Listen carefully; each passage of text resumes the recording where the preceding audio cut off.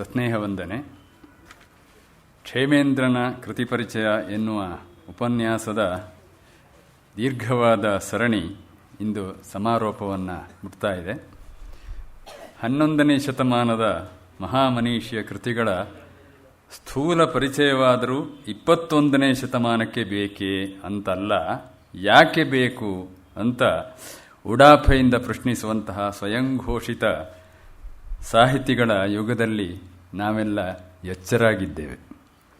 ಶತಶತಮಾನಗಳಿಂದ ಬೆಳೆದು ಬಂದಂತಹ ಕಾವ್ಯ ಪರಂಪರೆ, ಅಲ್ಲಿಯ ವಿವೇಚನೆ, ಅಲ್ಲಿಯ ಚರ್ಚೆ, ಅಲ್ಲಿಯ ಸ್ವಾರಸ್ಯ ಸೌಂದರ್ಯಗಳನ್ನು ಒಂದಿಷ್ಟೂ ಇಣುಕದೆ ಸಾರಾಸಗಟು ತಿರಸ್ಕರಿಸುವ ಧೂರ್ತ ಕವಿ ಕೋಲಾಹಲವನ್ನು ಇಂದಿನ ಸಾಹಿತ್ಯಾವರಣದಲ್ಲಿ ನಾವು ನಿತ್ಯವೂ ಕಾಣ್ತಾ ಇದ್ದೇವೆ. ನಮಗೆ ನಿಮಗೆಲ್ಲ ತಿಳಿದಿರುವಂತೆ ಸದ್ಯದ ಶಾಲಾ ಪಾಠ್ಯದಲ್ಲಿ ಕನ್ನಡ ಸಾಹಿತ್ಯ ಲೋಕವನ್ನು ಬೆಳೆಸಿದವರು ಎಂಬ ದೀರ್ಘವಾದ ಪಟ್ಟಿಯಲ್ಲಿ ಒಂದು ಲಿಸ್ಟ್ ಹಾಕಿದ್ದಾರೆ. 8ನೇ ಕ್ಲಾಸ್ ಇದರಲ್ಲಿ ಹೊಸದಾಗಿ ಬಂದಿರೋದು. ಯಾರೆಲ್ಲ ಇಲ್ಲ? ಬೇಂದ್ರೆ, ನರಸಿಂಹಸ್ವಾಮಿ, ಗೋಪಾಲಕೃಷ್ಣ ಅಡಿಗ, ಭೈರಪ್ಪ, ತೇಜಸ್ವಿ ಇವರೆಲ್ಲ ಇಲ್ಲ ಕನ್ನಡ ಬೆಳೆಸಿದವರಲ್ಲಿ. ಇತ್ಯಾದಿ ಸ್ತಂಭಗಳೇ ಉರುಳಿ ಹೋಗಿದ್ದಾವೆ. ಉಳಿದವರು ಯಾರಿದ್ದಾರೆ ಅಂತ ಹೇಳೋದು ಬೇಡ ಅಲ್ಲ, ಗೊತ್ತಾಗುತ್ತಲ್ಲ. ಭಾವಲೋಕದ ಸಾಹಿತ್ಯ ಅನ್ನೋದು ಭಾವಲೋಕಕ್ಕೆ ಸಂಬಂಧಿಸಿದ್ದಾನೆ. ಈ ಭಾವಲೋಕದ ಸಾಹಿತ್ಯವು ಲೇವಾದೇವಿಯ, ಫಡಾವಿನ, ಲಾಭದ ಅದು ಒಂದೇ ದೃಷ್ಟಿಯ ವ್ಯಾಪಾರದ ಸಂತೆ ಆಗಿ ಹೋಗಿದೆ. ಕವಿ ವ್ಯಾಪಾರದಲ್ಲಿ ಇರಬೇಕಾದ ವಸ್ತು, ಪಾತ್ರ, ರಸಗಳಿಗೆ ಜಾತಿ, ಮತ, ಪಂಥ, ವರ್ಗ, ಆಳುವವರ ಮರ್ಜಿ, ಧಮಕಿ ಧೋರಣೆಗಳ ಸೂತಕ ಬಡಿದು ಕಿಲುಬುಗಟ್ಟಿ ಕಾವ್ಯಧಾರೆ ಕೊಚ್ಚೆಯ ರಾಡಿಯಾಗಿ ಹೋಗಿದೆ. ಆಕ್ರೋಶದಿಂದ ಇದನ್ನು ನಾವು ಯಾಕೆ ಹೇಳಬೇಕಾಗಿದೆ ಅಂದರೆ, ವಿಶ್ವದ ನೆಲೆಯಲ್ಲಿ ತನ್ನ ಔನ್ನತ್ಯವನ್ನು ಪ್ರತಿಷ್ಠಾಪಿಸಿದ ಭಾರತೀಯ ಸಾಹಿತ್ಯವನ್ನು ಅವಹೇಳನ ಮಾಡುವವರ ಅರಚಾಟಕ್ಕೆ ಮೂಕಧ್ವನಿಯಾಗುವ ನಮ್ಮ ಅಸಹಾಯತೆಗಾಗಿ. ಗಣೇಶರು ತಮ್ಮ ಉಪನ್ಯಾಸದಲ್ಲಿ ಆಗಾಗ ಹೇಳ್ತಾ ಇದ್ದಿದ್ರು, ಗಮನಿಸಿದವರ ಕಿವಿಗೆ ಬಿದ್ದಿರುತ್ತೆ, ಅಭಿಜಾತ ಸಾಹಿತ್ಯ, ಅಭಿಜಾತ ಕಲೆ, ಆಭಿಜಾತ್ಯ, ಈ ಶಬ್ದ ಮತ್ತೆ ಬರ್ತಾ ಇತ್ತು ಎಂಬ ಪಲ್ಲವಿಯನ್ನು ಆಡ್ತಲೇ ಇದ್ರಲ್ಲ. ಈ ಆಭಿಜಾತ್ಯವೇ ಅನಭಿಜ್ಞವಾಗುತ್ತಿರುವ ಕ್ಷರಾವರಣದಲ್ಲಿ ಇಂತಹ ಅಕ್ಷರಾವರಣವನ್ನು ಮತ್ತೆ ರೂಪಿಸಲು ಇಂತಹ ಉಪನ್ಯಾಸ ಅತ್ಯಂತ ಅಗತ್ಯವಾಗಿದೆ. ಇದು ಸದ್ಯದ ಜರೂರು. ಗಣೇಶರು ಯಾವಾಗಲೂ ಹೇಳ್ತಾ ಇರ್ತಾರಲ್ಲ, ನಾವು ಒದರೋದು. ಈಗ ಕೂಡ ಹೇಳಿದ್ರೆ ಅಲ್ಲಿ ಒಳಗೆ, ನಾವು ಒದರೋದು ಅಂತ. ಹೀಗಾದರೂ ಸದ್ದು ಮಾಡದಿದ್ದರೆ ಪ್ರೌಢಕಾವ್ಯಗಳ ಮಾತು ಹಾಗಿರಲಿ, ಕವಿಗಳ ಹೆಸರೇ ಕಾಣೆಯಾಗಿ ಬಿಡ್ತಾವೆ.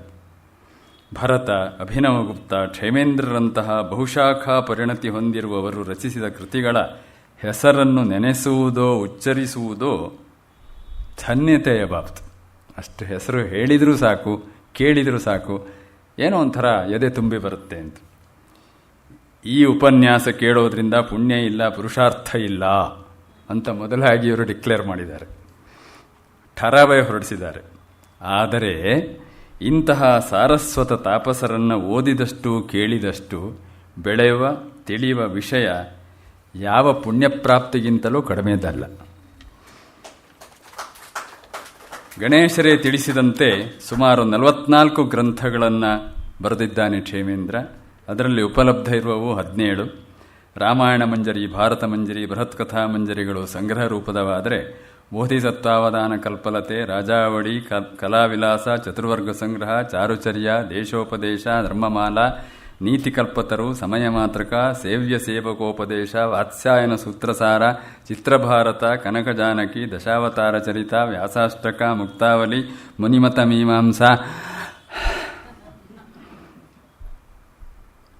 ಇಷ್ಟು ಬರೆದಿದ್ದಾನೆ ಅಂತ ಹೇಳಲಿಕ್ಕೆ ಹೇಳಿದ್ದು. ನಾನು ಓದಿಲ್ಲ ಇದನ್ನು. ಗಣೇಶರಿದಾರಲ್ಲ ಹೇಳಲಿಕ್ಕೆ, ನಾವು ಯಾಕೆ ಓದಬೇಕು? ಮೆನು ಬಹಳ ಉದ್ದ ಇದೆ. ಕ್ಷೇಮೇಂದ್ರನ ಮೆನು ಬಹಳ ಉದ್ದ ಇದೆ. ರುಚಿಯೂ ಅಷ್ಟೇ ವೈವಿಧ್ಯವಿದೆ. ಕವಿಕಂಠಾಭರಣ, ಔಚಿತ್ಯ ವಿಚಾರ, ಸುವೃತ್ತ ತಿಲಕಗಳಂತಹ ಕಾವ್ಯಮೀಮಾಂಸಾ ಗ್ರಂಥ, ಪದ್ಯ ಬರೆಯುವವರಿಗೆ ಓನಾಮ ಹೇಳಿಕೊಡುವ ಬಾಲಪಾಠದ ಕೈಪಿಡಿ ಬರೆಯುವಷ್ಟು ಸರಳತೆ ಸಹೃದಯತೆ ಇದ್ದವ ಕ್ಷೇಮೇಂದ್ರ ಅಂತ ಬಹಳ ಅಪರೂಪವಾದ್ದು. ಔಚಿತ್ಯ ವಿಚಾರ ಕೃತಿಯನ್ನು ಕಣ್ಣಿಗೆ ಎಣ್ಣೆ ಹಾಕಿ ನೋಡಿದರೆ, ಕಣ್ಣಿಗೆ ಎಣ್ಣೆ ಹಾಕೋದು ಬೇರೆ ಏನು ತಿಳ್ಕೊಳ್ಬೇಡಿ, ಸಾಹಿತಿಗಳು ಕಣ್ಣಿಗೆ ಎಣ್ಣೆ ಹಾಕೋದು ಬಹಳ ಕಡಿಮೆ. ಕಣ್ಣಿಗೆ ಎಣ್ಣೆ ಹಾಕಿ ನೋಡಿದ್ರೆ ಒಂದು ಸಾಲು ಬರೀಲಿಕ್ಕೆ ಇಷ್ಟೆಲ್ಲ ಹೊಲಿಗೆ ಇದೆಯಾ ಅಂತ ಕೈ ನಡುಗುತ್ತದೆ, ಪೆನ್ನು ಬಿದ್ದೇ ಹೋಗ್ತದೆ. ಆ ಕ್ಷೇಮೇಂದ್ರನ ಪರಿಶೀಲನ ವೈಚಕ್ಷಣ್ಯ ಎಂಥದ್ದದು. ತಾಳೆಗರಿಯಲ್ಲಿ ಅಕ್ಷರವನ್ನು ಕೊರೆದು ಬರೆಯಬೇಕಾದ ಕಾಲದಲ್ಲಿ ಇಷ್ಟೊಂದು ಉದ್ಗ್ರಂಥಗಳನ್ನು ಬರೆದ ಆ ಪುಣ್ಯಾತ್ಮ ಬಿಟ್ಟಿರಬಹುದಾದ ಊಟ ನಿದ್ದೆ ವಿಶ್ರಾಂತಿಯನ್ನು ಊಹಿಸಿದರೆ ಕಣ್ಣು ಕತ್ತಲೆ ಬರ್ತದೆ. ಅದರಲ್ಲೂ ಆತನ ಆಸಕ್ತಿಯ ಹರಹಾದರೂ ಎಂಥದ್ದು ಅಂದರೆ ಗಜಶಾಸ್ತ್ರ, ಅಶ್ವಶಾಸ್ತ್ರ, ರಸೌಚಿತ್ಯ, ನ್ಯಾಯ, ರಾಜನೀತಿಶಾಸ್ತ್ರ, ಮೋಕ್ಷೋಪಾಯ ಪರಿಚಯ, ಆತ್ಮಜ್ಞಾನ ಪರಿಚಯ, ವೈದ್ಯಶಾಸ್ತ್ರ, ಪೂರ್ವ ಕವಿ ಕಾವ್ಯಾಧ್ಯಯನ, ಲೋಕಸಂಗ್ರಹ, ಲೋಕಾವಲೋಕನ. ಆ ಪುಣ್ಯಾತ್ಮನಿಗೆ ಪುರುಸೊತ್ತೇ ಉಳಿದಿರಲಿಕ್ಕಿಲ್ಲ. ಇದರ ಜೊತೆಗೆ ನೂರಾರು ಶಿಷ್ಯರಿಗೆ ಅಧ್ಯಾಪನ ಮಾಡುವ ಕಷ್ಟ ಬೇರೆ. ಅಗದಿ ಒಬ್ಬ ವ್ಯಕ್ತಿಗೆ ಇದು ಸಾಧ್ಯವೇ ಅಥವಾ ಇದೆಲ್ಲ ಬರೀ ಬುರುಡೆಯೋ ಅಂತ ಅಕ್ಷರದ ಅಧೋಗತಿಯಲ್ಲಿ ಸಾಗುವ ಪ್ರಗತಿಪರರು ಕೇಳಿಯೇ ಕೇಳುತ್ತಾರೆ. ಇದು ಒಬ್ಬ ಮಾಡಿದ್ದ, ಇದರಲ್ಲಿ ಏನೋ ಇದೆ ಅಂತ. ನಮ್ಮ ಉತ್ತರ ಸಿದ್ಧವಿದೆ, ಶುದ್ಧವಿದೆ. ಒಮ್ಮೆ ಶತಾವಧಾನಿ ಡಾಕ್ಟರ್ ಆರ್ ಗಣೇಶರನ್ನ ನೋಡಿ ಕೇಳಿ. ಕಣ್ಣೆದುರಿನ ವಿದ್ಯಾಕಲ್ಪತರು. ಕ್ಷೇಮೇಂದ್ರ ಕೈ ಹಾಕಿದ ಆ ಎಲ್ಲ ಕ್ಷೇತ್ರದಲ್ಲೂ ಗಣೇಶರು ಕೈಯಾಡಿಸಿದ್ದೆಲ್ಲ ಈಜಾಡಿ ಬಂದಿದ್ದಾರೆ. ಕ್ಷೇಮೇಂದ್ರನಿಗೆ ಲಭ್ಯವಿರದ engineering, Bond film, cricket, share market, bonda, bajji, vada, ಪಾಕ ಪ್ರಿಪರೇಷನ್ನು, ಇನ್ನೂ ಹಲವು ಕ್ಷೇತ್ರಗಳು ಇವರ ಬೌಂಡ್ರಿ ಒಳಗೆ ಬೆಚ್ಚಗೆ ಇದ್ದಾವೆ. ಕ್ಷೇಮೇಂದ್ರನ ಕಾಲದಲ್ಲಿ ಇದಿರಲಿಲ್ಲ. ಎಡಿಷನ್ ಅಷ್ಟೇ ಅಲ್ಲ, ನಾವು ಖಂಡಿತವಾಗಿಯೂ ಗಣೇಶರಿಗೆ ಧನ್ಯವಾದವನ್ನು ಅರ್ಪಿಸಬೇಕು. ಭಾಷೆಯ ದೃಷ್ಟಿಯಿಂದ, ಕಾವ್ಯದ ದೃಷ್ಟಿಯಿಂದ ಈ ಕ್ಷೇಮೇಂದ್ರ ಹೇಗೆ ಶಿಷ್ಯರನ್ನು ಕಾವ್ಯದಲ್ಲಿ ಶಿಷ್ಯರು ತಯಾರಾಗಲಿ ಅಂತ ಕವಿಗಂಠಾಭರಣದಂಥ ಅದರಲ್ಲಿ ಮಾರ್ಗದರ್ಶನ ಮಾಡ್ದ ಹಾಗೆ ತುಂಬ ಜನ ಅವನು ಕಣ್ಣೆದುರು ತಯಾರಾಗಿರಬಹುದು. ಹಾಗೆ ಗಣೇಶರು ಈಗಿರುವಂತಹ ಟೆಕ್ನಾಲಜಿ, ಇಂಟರ್ನೆಟ್ಟು, ಅದರ ಮೂಲಕ ಮೇಯ್ಲು, ವಾಟ್ಸಪ್ ಗ್ರೂಪು ಇಂಥದ್ರಲ್ಲೆಲ್ಲ ಪದ್ಯಪಾನ ಅಂಥೇಳಿ ಒಂದು ಗ್ರೂಪ್ ಮಾಡಿಕೊಂಡ್ರು. ಎಷ್ಟೋ ಸ್ಟಡಿ ಸರ್ಕಲ್ ಮಾಡಿದರು. ಆಗಾಗ ಸಿಕ್ಕಿದವರ ಜೊತೆಗೆಲ್ಲ ಕಾವ್ಯದ ಬಗ್ಗೆ ಚರ್ಚೆ ಮಾಡೋದು. ಈ ಥರ ಸುಮಾರು ಒಂದು 400 ಜಾಸ್ತಿ ಇಲ್ವಾ ಸರ್ ಇದ್ದಾರೆ. ಒಂದು 400 ಮೇಲೆ ಕಾವ್ಯ ಬರೆಯೋರನ್ನು ಇವರು ತಯಾರು ಮಾಡಿದ್ದಾರೆ ಅನ್ನೋದು ಅವರು ಒಪ್ಪುವುದಿಲ್ಲ. ಅದನ್ನು ಮಾರ್ಗದರ್ಶನ ಮಾಡಿದ್ದಾರೆ. ಅಷ್ಟೇ ಅಲ್ಲ, ಇಲ್ಲಿ ನಾನೇ ನೋಡಿದ್ದೇನೆ, ಇಲ್ಲಿ ಅವರು ಎದುರು ಬಂದು ಅದೊಂದು ಬರೆದಿದ್ದೇನೆ ಸರ್ ಅಂತ ತೋರಿಸಿ, ಅವರ ಗುಂಪಿನವರೇ ತೋರಿಸಿದ್ರೆ ಅಲ್ಲಲ್ಲೇ ಕೆಲವು ಶಬ್ದಗಳನ್ನು ತಿದ್ದಿ ನೋಡಿ ಹೀಗೆ ಮಾಡಿಬಿಟ್ರೆ ಅದಕ್ಕೆ ಕಾವ್ಯತ್ವ ಬರುತ್ತೆ ಅಂತ. ನಿನ್ನೆ ಅವರು ಮಾತಾಡುವಾಗ ಹೇಳಿದ್ರು, ಕಾವ್ಯತ್ವ ಬರೋದು ಬೇರೆ, ಸಾಲು ಬರೆಯೋದು ಬೇರೆ ಅಂತ. ಒಂದು ಶಬ್ದವನ್ನು ಬದಲು ಮಾಡು. ನಾನು ಕೆಲವು ನಮ್ಮ ಸ್ನೇಹಿತರು ಬರೆದದ್ದನ್ನು ಕೆಲವು ಸಲ ನನಗೆ ಅಡ್ಡಿಲ್ಲ ಅಂತ ಅನಿಸೋದನ್ನು ಕಳಿಸ್ತೇನೆ ಅವರಿಗೆ. ಆಗಲೂ ಹಾಗೆ ನೋಡಿ, ಇದು ಒಂದು ಶಬ್ದವನ್ನು ಬದಲು ಮಾಡಿದರೆ ಇದರ ಸ್ವಾರಸ್ಯ ಏನು. ಇಂತಹ ಸರಳತೆಯಿಂದ, ಇಂತಹ ಸಹೃದಯತೆಯಿಂದ ಕಾವ್ಯಲೋಕ ಇನ್ನೂ ಒಂದಷ್ಟು ವಿಸ್ತರಿಸುತ್ತೆ. ಕ್ಷೇಮೇಂದ್ರನ ಮುಂದುವರಿಕೆಯದು. ಆದ್ದರಿಂದಲೇ ಕ್ಷೇಮೇಂದ್ರನಂತಹವರ ಕುರಿತು ಗಣೇಶರೇ ವ್ಯಾಖ್ಯಾನಿಸಬೇಕು. ಈ ನೆವದಿಂದಲಾದರೂ ಭಾರತೀಯ ಪ್ರಜ್ಞಾ ಪರಂಪರೆಯ ಪಾರಮ್ಯ ಪಾಮರರಿಗಾದರೂ ತಿಳಿಯುತ್ತದೆ. ಕ್ಷೇಮೇಂದ್ರನ ಕೃತಿ ಪರಿಚಯದ ಮೂಲಕ ವಾಂಗ್ಮಯ ವಿಸ್ತಾರವನ್ನು ತೋರಿಸಿದ ಡಾಕ್ಟರ್ ಆರ್ ಗಣೇಶರವರಿಗೆ ಹೃತ್ಪೂರ್ವಕವಾದಂತಹ ಅಭಿನಂದನೆ. ಪ್ರಾಯೋಜಿಸಿದ ಶ್ರೀಮತಿ ಸುಮಾ ಮತ್ತು ಶ್ರೀ ಸುಧಾಕರ್ ಜೋಯಿಸ್ ಇವರಿಗೆ ಧನ್ಯವಾದಗಳು. ಪ್ರೇಕ್ಷಕರಾಗಿ, ಶ್ರೋತೃಗಳಾಗಿ ಬಂದಂತಹ ತಮ್ಮ ಸಹೃದಯತೆಗೆ ನಮೋವಾಕಗಳು. ಓಂ ತತ್ಸತ್. ಎಲ್ಲರಿಗೆ ನಮಸ್ಕಾರ. ಕ್ಷೇಮೇಂದ್ರನ ತುಂಬ ಸುಗಾತ್ರವಲ್ಲದ ಆದರೆ ಬಹಳ ಸ್ವಾರಸ್ಯಕಾರಿಯಾದ ಸಾಂಸ್ಕೃತಿಕ ಹಾಗೂ ಸಾಹಿತ್ಯಿಕ ಮೌಲ್ಯಗಳನ್ನೆಷ್ಟನ್ನು ಒಳಗೊಂಡ ಐತಿಹಾಸಿಕ ಮಹತ್ವ ಮಾತ್ರವಲ್ಲದೆ ಭಾವನಾತ್ಮಕವಾದ ಸ್ವಾರಸ್ಯವನ್ನು ಉಳ್ಳ ಕೃತಿಗಳನ್ನು ಕ್ರಮಪ್ರಾಪ್ತವಾಗಿ ಪರಿಚಯ ಮಾಡಿಕೊಡುವ ಸರಣಿಯ ಕೊನೆಯ ಕಂತಿನ ಕೊನೆಯ ದಿವಸಕ್ಕೆ ಬಂದಿದ್ದೇವೆ. ಆ ಕವಿಯ ಬಗ್ಗೆಯೇ, ವಿದ್ವಾಂಸನ ಬಗ್ಗೆಯೇ ಪರಿಚಯದ 4 ಮಾತುಗಳನ್ನು ಹೇಳಿ ಅಂತ ಸಹೃದಯರು ಕೇಳಿದ್ರು. ಮೊದಲ ಕಂತಾಯಿತು, ಅದು ಬಹಳ ಹಳೇದಾಯ್ತಲ್ಲ ಅಂತ ಆ ನನ್ನ ಕೆಲಸವನ್ನು ಹಗುರ ಮಾಡಿಕೊಟ್ಟಿದ್ದಾರೆ ನನ್ನ ಆತ್ಮೀಯ ಗೆಳೆಯರಾದಂಥ ಶ್ರೀತಾ ಕೊರ್ಗಿ ಶಂಕರನಾರಾಯಣ ಉಪಾಧ್ಯಾಯರು. ಇದನ್ನು ಆಯೋಜನೆ ಮಾಡಿ ಜನಕ್ಕೆ ಮುಟ್ಟಿಸುವಲ್ಲಿ ಸಹಕಾರಿಗಳಾದ ಎಲ್ಲರಿಗೆ ನನ್ನ ಕೃತಜ್ಞತೆಗಳು. ಕಾಶ್ಮೀರದ ಆ ಸರಸ್ವತಿ ವಿಭ್ರಮ ಜನ್ಮಭೂಮಿಯಲ್ಲಿ ಸುಮಾರು ಕ್ರಿಸ್ತ ಶಕ 1060-66 ಆಸುಪಾಸಿನಲ್ಲಿದ್ದವನು ಅಂತ ಹೇಳ್ತಾರೆ. ಆದರೆ ಅವನು ಅಳಿದೆ ಸುಮಾರು 1000 ವರ್ಷ ಆಗಿದ್ದಿರಬೇಕು. ಅಂಥ ವ್ಯಕ್ತಿಯ ಬರವಣಿಗೆಯ ಹಾಸು ಬೀಸು ತುಂಬ ತುಂಬ ದೊಡ್ಡದು. ಆ ಕಾಲದ ಅವನು ಸರ್ವಮನೀಷಿ ಶಿಷ್ಯ ಅಂತ ಹೇಳ್ಕೊಳ್ತಾನೆ. ಎಲ್ಲ ವಿದ್ವಾಂಸರಿಗೆ ನಾನು ಶಿಷ್ಯನಾಗಿದ್ದೀನಿ ಅಂತ. ಅವನ ಗುರು ಅಭಿನವಗುಪ್ತ ಒಬ್ಬ. ಅನೇಕ ಗುರುಗಳಿದ್ದರು. ಆ ಅಭಿನವಗುಪ್ತನ ಮಾತು ತಸ್ಯಮೇ ಸರ್ವಶಿಷ್ಯಸ್ಯ ನೋಪದೇಶ ದರಿದ್ರತಾ, ಎಲ್ಲರಿಗೆ ಶಿಷ್ಯನಾದ ನನ್ನ ಪಾಲಿಗೆ ತಿಳುವಳಿಕೆಯ ಕೊರತೆ ಇಲ್ಲ, ಡೆರ್ತ್ ಫಾರ್ ಇನ್ಫಾರ್ಮೇಷನ್ ಅಂತೀವಲ್ಲ ಅದು ಇಲ್ಲ ಅಂತ. ಇವನು ಸರ್ವಮನೀಷ ಶಿಷ್ಯ ಅಂತ ಎಲ್ಲ ವಿದ್ವಾಂಸರಿಗೆ ಶಿಷ್ಯನಾಗಿದ್ದೀನಿ, ನನಗೂ ಯಾವ ಕೊರತೆ ಇಲ್ಲ ಅಂತ ಹೇಳ್ತಾನೆ. ಅದು ಶತಧಾ ಅವನ ಕೃತಿಗಳನ್ನು ನೋಡಿದಾಗ ಕಾಣಿಸುತ್ತದೆ ಕೂಡ. ಮಹಾವಿದ್ವಾಂಸ, ಸರಸಿ, ಸೂಕ್ಷ್ಮಜ್ಞ, ವಿಕಟ ವಿನೋದ, ಕಟು ವಿಡಂಬನೆ ಇವೆಲ್ಲ ಇದ್ದಂಥವನು. ಎಲ್ಲ ದೇವತೆಗಳ ಬಗ್ಗೆ ಸಮಾನವಾದ ಗೌರವ ಪ್ರೀತಿ ಇತ್ತು. ರಾಜನೀತಿಯನ್ನು ಕುರಿತು ಬರೆದವನು. ನೃಪಾವಳಿ ಅಂತಕ್ಕಂಥ ಒಂದು ಅದ್ಭುತವಾದ ಗ್ರಂಥ ಬರೆದ. ಅದು ನಮಗೆ ಲುಪ್ತವಾಗಿ ಹೋಯಿತು. ಕೇನಾಪಿ ಅನವಧಾನೇನ ಕವಿಕರ್ಮಣಿ ಸತ್ಯಪಿ ಅಂಶೋಪಿ ನಾಸ್ತಿ ನಿರ್ದೋಷಃ ಕ್ಷಮೇಂದ್ರಸ್ಯ ನೃಪಾವಲವು ಅಂತ ಆಕ್ಷೇಪವನ್ನೇನೋ ಮಾಡಿದ್ದಾನೆ ಕಲ್ಹಣ ರಾಜತರಂಗಿಣಿಯಲ್ಲಿ. ಕಲ್ಹಣಂದು ಮಾತು ಪ್ರಾಮಾಣಿಕವೋ ಅಪ್ರಾಮಾಣಿಕವೋ ತಿಳಿಯೋದಕ್ಕೆ ನಮಗೆ ನೃಪಾವಲಿ ಇಲ್ಲ. ಆದರೆ ಈಚೆಗೆ ಆ ಕಲ್ಹಣನ ರಾಜತರಂಗಿಣಿಯ ಮುಕ್ಕಾಲು ಭಾಗವನ್ನು ವ್ಯಾಪಿಸಿಕೊಂಡಂತಹ ಕೊನೆಯ ರಾಜ ಶ್ರೀಹರ್ಷನ ಬದುಕನ್ನು ಕುರಿತು ಒಂದು ಕಾದಂಬರಿಯನ್ನು ದೊಡ್ಡ ಸಂಸ್ಕೃತ ವಿದ್ವಾಂಸ ಕವಿ ಡಾಕ್ಟರ್ ರಾಧಾವಲ್ಲಭ ತ್ರಿಪಾಠಿಯವರು ತಾಂಡವಂ ಅಂತ ಒಂದು ಸಂಸ್ಕೃತ ಕಾದಂಬರಿ ಬರೆದಿದ್ದಾರೆ. ಆ ಕಾದಂಬರಿಯಲ್ಲಿ ಅವರು ಅಭಿಪ್ರಾಯ ಪಡ್ತಾರೆ, ಕ್ಷೇಮೇಂದ್ರನ ನೃಪಾವಲಿ ಹೆಚ್ಚು ಪ್ರಾಮಾಣಿಕವಾಗಿದ್ದಿರಬೇಕು ಅಂತ ನನ್ನ ಅಧ್ಯಯನದಿಂದ ಅನಿಸುತ್ತದೆ ಅಂತ. ಅಂದರೆ ರಾಜತರಂಗಿಣೀಕಾರ ಕ್ಷೇಮೇಂದ್ರನ ತಲೆ ಮೇಲೆ ಗೂಬೆ ಕೂಡಿಸಿದ್ರು ಅದನ್ನು ಓಡಿಸ್ತಕ್ಕಂಥವರು ಇದ್ದಾರೆ ಅಂತಂದರೆ ಆ ವಿದ್ವಾಂಸನ ವ್ಯಾಪ್ತಿ ಮಹತ್ವ ಎಷ್ಟು ದೊಡ್ಡದು ಅಂತ ಗೊತ್ತಾಗುತ್ತದೆ. ಮತ್ತೆ ಅವನು ರಾಮಾಯಣ, ಮಹಾಭಾರತ, ಬೃಹತ್ ಕಥೆಗಳಂಥ 3 ಮುಖ್ಯ ಧಾರೆಗಳನ್ನು ಸಂಗ್ರಹ ಮಾಡಿಕೊಟ್ಟ. ರಾಮಾಯಣ ಮಂಜರಿ, ಮಹಾಭಾರತ ಮಂಜರಿ, ಬೃಹತ್ ಕಥಾ ಮಂಜರಿ ಅಂತ. ಹಾಗೆ ನಮಗೆ ಭಾಗವತವೂ ತುಂಬ ಪ್ರಿಯವಾದ ಪ್ರಮುಖವಾದ ಗ್ರಂಥ. ಅದರ ಸಾರವತ್ತಾದ ದಶಾವತಾರ ಕಥಾನಕವನ್ನು ದಶಾವತಾರ ಚರಿತಂ ಅನ್ನುವ ಮಹಾಕಾವ್ಯ ರೂಪವಾಗಿ ಸಂಗ್ರಹ ಮಾಡಿಕೊಟ್ಟ. ಹಾಗೆ ಗದ್ಯದಲ್ಲಿ ಲೋಕೋತ್ತರವಾದದ್ದು ಬಾಣಭಟ್ಟನ ಕೃತಿ ಕಾದಂಬರಿ, ಅದನ್ನು ಪದ್ಯ ಕಾದಂಬರಿ ಎನ್ನುವ ಮತ್ತೊಂದು ರೂಪಕ್ಕೆ ತಂದಿಟ್ಟ. ಬುದ್ಧನ ಬದುಕಿನ ಬೋಧಿಸತ್ವ ಪ್ರಜ್ಞೆ ಎಂಥದ್ದು, ಅವನು ಎಷ್ಟೆಷ್ಟು ದೊಡ್ಡ ಕೆಲಸಗಳು ಮಾಡ್ದ ಅನ್ನೋದನ್ನು ಅವನ 100ಕ್ಕೂ ಹೆಚ್ಚು ಜನ್ಮಗಳು, 101 ಜನ್ಮಗಳ ಕುರಿತಾದ ಕಥೆಯನ್ನು ಬೌದ್ಧಾವಧಾನ ಕಲ್ಪಲತಾ ಅಂತ ಬರೆದ. ಇಷ್ಟು ದೊಡ್ಡ ದೊಡ್ಡ ಗ್ರಂಥಗಳನ್ನು ರಚನೆ ಮಾಡದಂತೆ ಗಾತ್ರದಲ್ಲಿ ಚಿಕ್ಕವಾದರೂ ಮಹತ್ವದಲ್ಲಿ ಯಾವ ರೀತಿಯಲ್ಲೂ ಕಡಿಮೆ ಇಲ್ಲದೆ ಇರತಕ್ಕಂಥ ಅವಸರಸಾರ, ಮುನಿಮತ ಮೀಮಾಂಸಾ, ಲಾವಣ್ಯವತಿ, ಪವನ ಪಂಚಾಶತ್ ಹೀಗೆಲ್ಲ ಎಷ್ಟೋ ಕೃತಿಗಳನ್ನು ಬರೆದ. ಅವು ನಮಗೆ ಸಿಕ್ಕಿಲ್ಲ. ಹಾಗೆಯೇ ಚಿತ್ರ ಭಾರತ ಇರ್ಬೋದು, ಕನಕ ಜಾನಕಿ ಇರ್ಬೋದು, ಈ ಥರ ರೂಪಕಗಳನ್ನು ಬರೆದ. ಅವು ನಮಗೆ ಸಿಕ್ಕಿಲ್ಲ. ಇನ್ನು ಕವಿಕರ್ಣಿಕಾದಂಥ ಅಲಂಕಾರ ಶಾಸ್ತ್ರ ಗ್ರಂಥ ಬರೆದ. ಅದು ನಮಗೆ ಸಿಕ್ಕಿಲ್ಲ.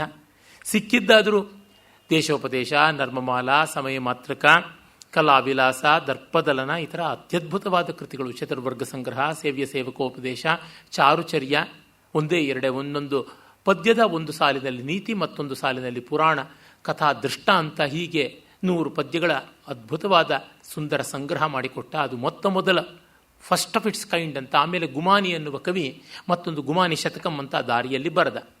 ಅದು ಕನ್ನಡಕ್ಕೆ ಅನುವಾದವಾಗಿದೆ. ನಾನೇ ಕ್ಷೇಮೇಂದ್ರನ ಚಾರುಚರ್ಯೆಯನ್ನು ಕನ್ನಡಕ್ಕೆ ಸಟಿಪ್ಪಣವಾಗಿ ಅನುವಾದ ಮಾಡಿದ್ದೀನಿ. ಯಜಮಾನ ಮತ್ತು ಸೇವಕ ಹೇಗೆ ನಡ್ಕೊಳ್ಬೇಕು ಅಂತ ಕೂಡ ಬರೆದಿದ್ದಾನೆ. ಸೇವ್ಯ ಸೇವಕೋಪದೇಶ ಅಂತ ಒಂದು ಚಿಕ್ಕ ಕೃತಿ ಅಂತ ಹೇಳಿದೆ. ಹೀಗೆ ಕಾಮಸೂತ್ರದಿಂದ ಮೊದಲುಗೊಂಡು ಕೈವಲ್ಯ ಸೂತ್ರದವರೆಗೆ ಮುನಿಮತ ಮೀಮಾಂಸಾ ಅಂತಕ್ಕಂಥದ್ದು ದಾರ್ಶನಿಕವಾದದ್ದು. ಪರಮಾರ್ಥವನ್ನು ಮಹಾಭಾರತದಲ್ಲಿ ಭಗವಾನ್ ವ್ಯಾಸರು ಹೇಗೆ ಕರುಣಿಸಿದ್ದಾರೆ ಅಂತ ಈ ರೀತಿಯಾಗಿ ಎಷ್ಟೆಷ್ಟನ್ನೋ ಮಾಡಿಕೊಟ್ಟ. ಎಲ್ಲ ಹಂತಗಳಲ್ಲಿ ಜನಕ್ಕೆ ಬೇಕಾದ್ದನ್ನು, ಕವಿಗಳಿಗೆ ವಿದ್ವಜ್ಜನಕ್ಕೆ ಬೇಕಾದ್ದನ್ನೆಲ್ಲ ಕೊಟ್ಟ. ಹಾಗಾಗಿ ಅಂಥವನ ಬಗೆಗೆ ನನಗೆ ದಶಕಗಳ ಕಾಲದ ಅಭಿಮಾನ, ಪ್ರೀತಿ. ಅವನ ಬಗೆಗೆ ಯಾವುದೇ ಒಂದು ಗ್ರಂಥ ಬರೆಯುವ ಅವಕಾಶ ನನಗಾಗಲಿಲ್ಲ. ಹಾಗೆಯೇ ಗಾಳಿಯಲ್ಲಾದರೂ ಮಾತು ಉಳಿಯಲಿ ಅಂತಂದುಕೊಂಡು ಮಾಡುವ ಕೆಲಸಕ್ಕೆ ಈ ರೀತಿ ಸಹಯೋಗ ಸಿಕ್ಕಿರುವುದು, ಸಹಕಾರ ಸಿಕ್ಕಿರುವುದಕ್ಕೆ ಕೃತಜ್ಞನಾಗಿದ್ದೇನೆ. ನಾವು ಮೊನ್ನೆಯಿಂದ ಬೇರೆ ಬೇರೆ ಕೃತಿಗಳನ್ನು ನೋಡ್ತಾ ಬಂದ್ವಿ. ಅವನ ಸುವೃತ್ತ ತಿಲಕವನ್ನು ನಿನ್ನೆ ಆರಂಭ ಮಾಡಿದೆ. ಮೊದಲನೆಯ ಒಂದು ವಿನ್ಯಾಸವಾಗಿತ್ತು. ಎರಡನೆಯ ಅಧ್ಯಾಯ, ಎರಡನೇ ವಿನ್ಯಾಸ ಗುಣದೋಷ ದರ್ಶನಂ ಅಂತ. ಗುಣದೋಷ ಇವುಗಳನ್ನು ತೋರ್ಪಡಿಸುವುದು ಹೇಗೆ ಛಂದಸ್ಸಿನಲ್ಲಿ ಅಂತಲೇ ಛಂದಸ್ಸಿನಂಥ ನೀರಸವನ್ನು ಸರಸವನ್ನಾಗಿ ಮಾಡೋ ಪ್ರಯತ್ನ ಮಾಡ್ತಾನೆ. ಅವನು ಹೇಳ್ತಾನೆ, ಕೃತೆ ಪ್ರಸಿದ್ಧವೃತ್ತಾನಾಂ ಲಕ್ಷ್ಯ ಲಕ್ಷಣ ಸಂಗ್ರಹೇ ಅಧುನಾ ಕ್ರಿಯತೆ ತೇಷಾಂ ಗುಣದೋಷ ಪ್ರದರ್ಶನಂ ಅಂತ. ಪ್ರಸಿದ್ಧವಾದ 26 ಛಂದಸ್ಸುಗಳನ್ನು ಹೇಳಿದ್ದೀನಿ. ಇನ್ನು ಬೇಕಾದಷ್ಟಿವೆ. ಅವುಗಳ ಗುಣದೋಷವನ್ನು ತೋರ್ಪಡಿಸ್ತೀನಿ. ಇದು ಬಹಳ ಮುಖ್ಯ. ನಾನಾದರೂ ಅವನ ಕೃತಿಯ ಗುಣದೋಷ ದರ್ಶನವನ್ನು ಮಾಡಿಸ್ತಲೇ ಬರ್ತೀನಿ. ನಷಟ್ ಸಪ್ತಾಕ್ಷರೇ ವೃತ್ತೆ ವಿಶ್ರಾಮ್ಯತಿ ಸರಸ್ವತಿ ಭೃಂಗೀವ ಮಲ್ಲಿಕಾ ಬಾಲ ಕಲಿಕಾ ಕೋಟಿ ಸಂಕಟೆ ಅಂತ ಹೇಳ್ತಾನೆ. 8 ಅಕ್ಷರಕ್ಕಿಂತ ಕಡಿಮೆಯ ಗಾತ್ರದ ಸಾಲುಗಳನ್ನು ಉಳ್ಳ ಛಂದಸ್ಸಿನಲ್ಲಿ ಸರಸ್ವತಿ ಸ್ಥಿರವಾಗಿ ನಿಲ್ಲುವುದಿಲ್ಲ. ನ ವಿಶ್ರಾಮ್ಯತಿ ಸರಸ್ವತಿ. ಷಟ್ ಸಪ್ತಾಕ್ಷರೇ ವೃತ್ತೆ 6, 7 ಈ ಥರ ಚಿಕ್ಕ ಚಿಕ್ಕ ಅಕ್ಷರಗಳ ಗಾತ್ರದ ಛಂದಸ್ಸುಗಳಲ್ಲಿ ಆಗೋಲ್ಲ.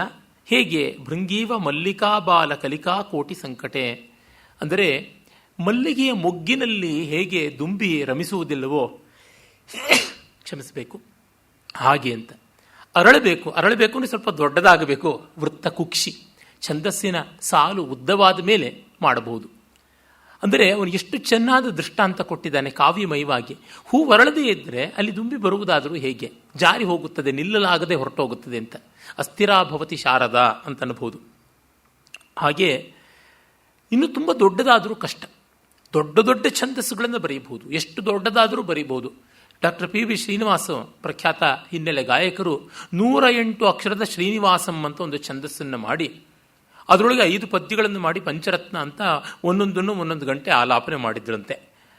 ಆದರೆ ಆ 108 ಅಕ್ಷರಗಳ ಒಂದೊಂದು ಸಾಲನ್ನು ಹೇಳುವುದಕ್ಕೆ ಹೋದರೆ ಅದು ಒಂದು ಸಾಲಂತ ಗೊತ್ತಾಗಲ್ಲ, ಒಂದು ಕಾವ್ಯ ಅಂತ ಗೊತ್ತಾಗುತ್ತೆ. ಏನು ಮಾಡೋದು? ಯಾವ ಛಂದಸ್ಸು ಎಷ್ಟು ಉದ್ದ ಇರಬೇಕು ಅನ್ನೋದಕ್ಕೆ ಕೆಲವರು ವೇಲಣ್ಕನ ಬದಲಾದ ವಿದ್ವಾಂಸರು, ಸೇಡಿಯಾಪು ಕೃಷ್ಣ ಭಟ್ರಂತಹ ಛಂದೋವಿದರು ಹೇಳಿದ್ದಾರೆ.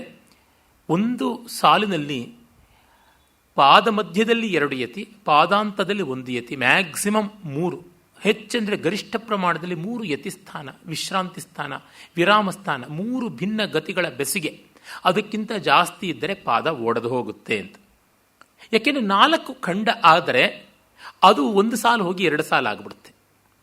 ನೀವು ನೋಡಿರ್ಬೋದು, ಸಂಗೀತದಲ್ಲಿ ಆದರೂ ಅಷ್ಟೇ.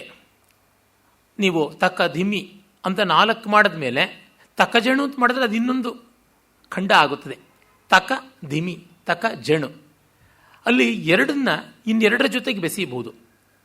ಅದೇ ತೋಮ್ ಧೀಮ್ ಅಂದರೆ 2 ಅಕ್ಷರ ಆದರೂ 4 ಮಾತ್ರೆ ಆಗಿರೋದ್ರಿಂದ ಅದು ಒಂದು ಘಟಕ ಆಗುತ್ತದೆ.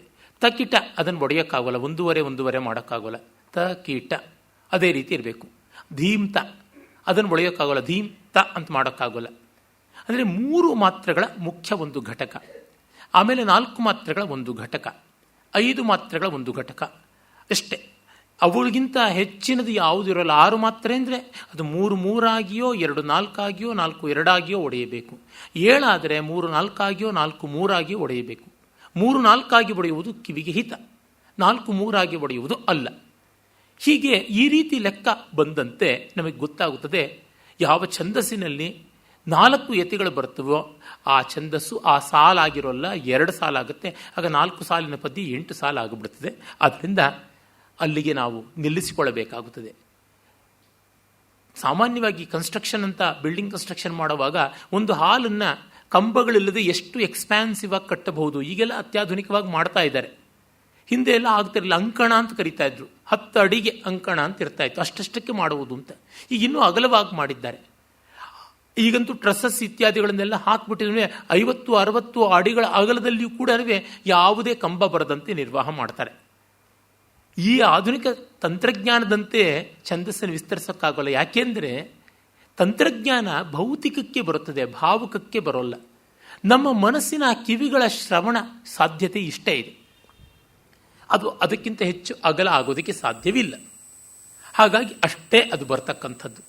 ಎಷ್ಟು ಸಂಶೋಧನೆ ಬೇಕಾದರೂ ಮಾಡಿ 8ನೇ ಸ್ವರ ಕಂಡುಹಿಡಿದು ಬಿಡಿ ಸಂಗೀತದಲ್ಲಿ ಅಂದರೆ ಆಗುವುದಿಲ್ಲ. 7 ಸ್ವರಗಳೇ ಇರ್ತಕ್ಕಂಥದ್ದು. ಆ ಬಗೆಯಲ್ಲಿ ಹಾಗೆ ಮಾಡುವುದಕ್ಕೆ ಸಾಧ್ಯತೆ ಉಂಟು. ಇನ್ನೇನು ಇಲ್ಲ ಅಂತ ಗೊತ್ತಾಗುತ್ತದೆ. ಅದನ್ನು ಅವನು ಹೇಳ್ತಾನೆ. ಅದರಿಂದಲೇ 8 ಅಕ್ಷರದ ಅನುಷ್ಠುಪ್ ಛಂದಸ್ಸು, ಶ್ಲೋಕ ಛಂದಸ್ಸು ಅದರ ಒಂದು ವಿಭಾಗ ಅಲ್ಲಿಂದ ಮಾಡಿಕೊಂಡು ಹೋಗಿದ್ದಾರೆ. ಸಮಾಸೈರ್ ಲಘುವೃತ್ಯ ವೃತ್ತಾನಾಂ ಅಸಮಾಸೈರ್ ಮಹೀಯಸಾಂ ಶೋಭಾಭವತಿ ಭವ್ಯಾನಾಂ ಉಪಯೋಗ ವಶೇನವ. ಸಮಾಸ ಮಾಡುವುದು ಬಿಡುವುದು ಉಪಯೋಗದಿಂದ ಆಗುತ್ತದೆ. ಸಮಾಸ ಮಾಡಿದ ತಕ್ಷಣವೇ ಒಂದು ದೊಡ್ಡದು ಅಂತಲೂ ಅಲ್ಲ, ಸಣ್ಣದು ಅಂತಲೂ ಅಲ್ಲ. ಸಂದರ್ಭ ಇದೆಯಾ ಮಾಡಬೇಕು, ಸಂದರ್ಭ ಇಲ್ಲವಾ ಬಿಡಬೇಕು ಅಷ್ಟೇ. ಆಮೇಲೆ ಹೇಳ್ತಾನೆ, ಅನುಷ್ಠುಪ್ಪಿಗೆ ಸಂಬಂಧಪಟ್ಟಂತೆ ಹೇಳ್ತಾ, ಲಕ್ಷಣಾಂತ ಇದೆ, ಆದರೂ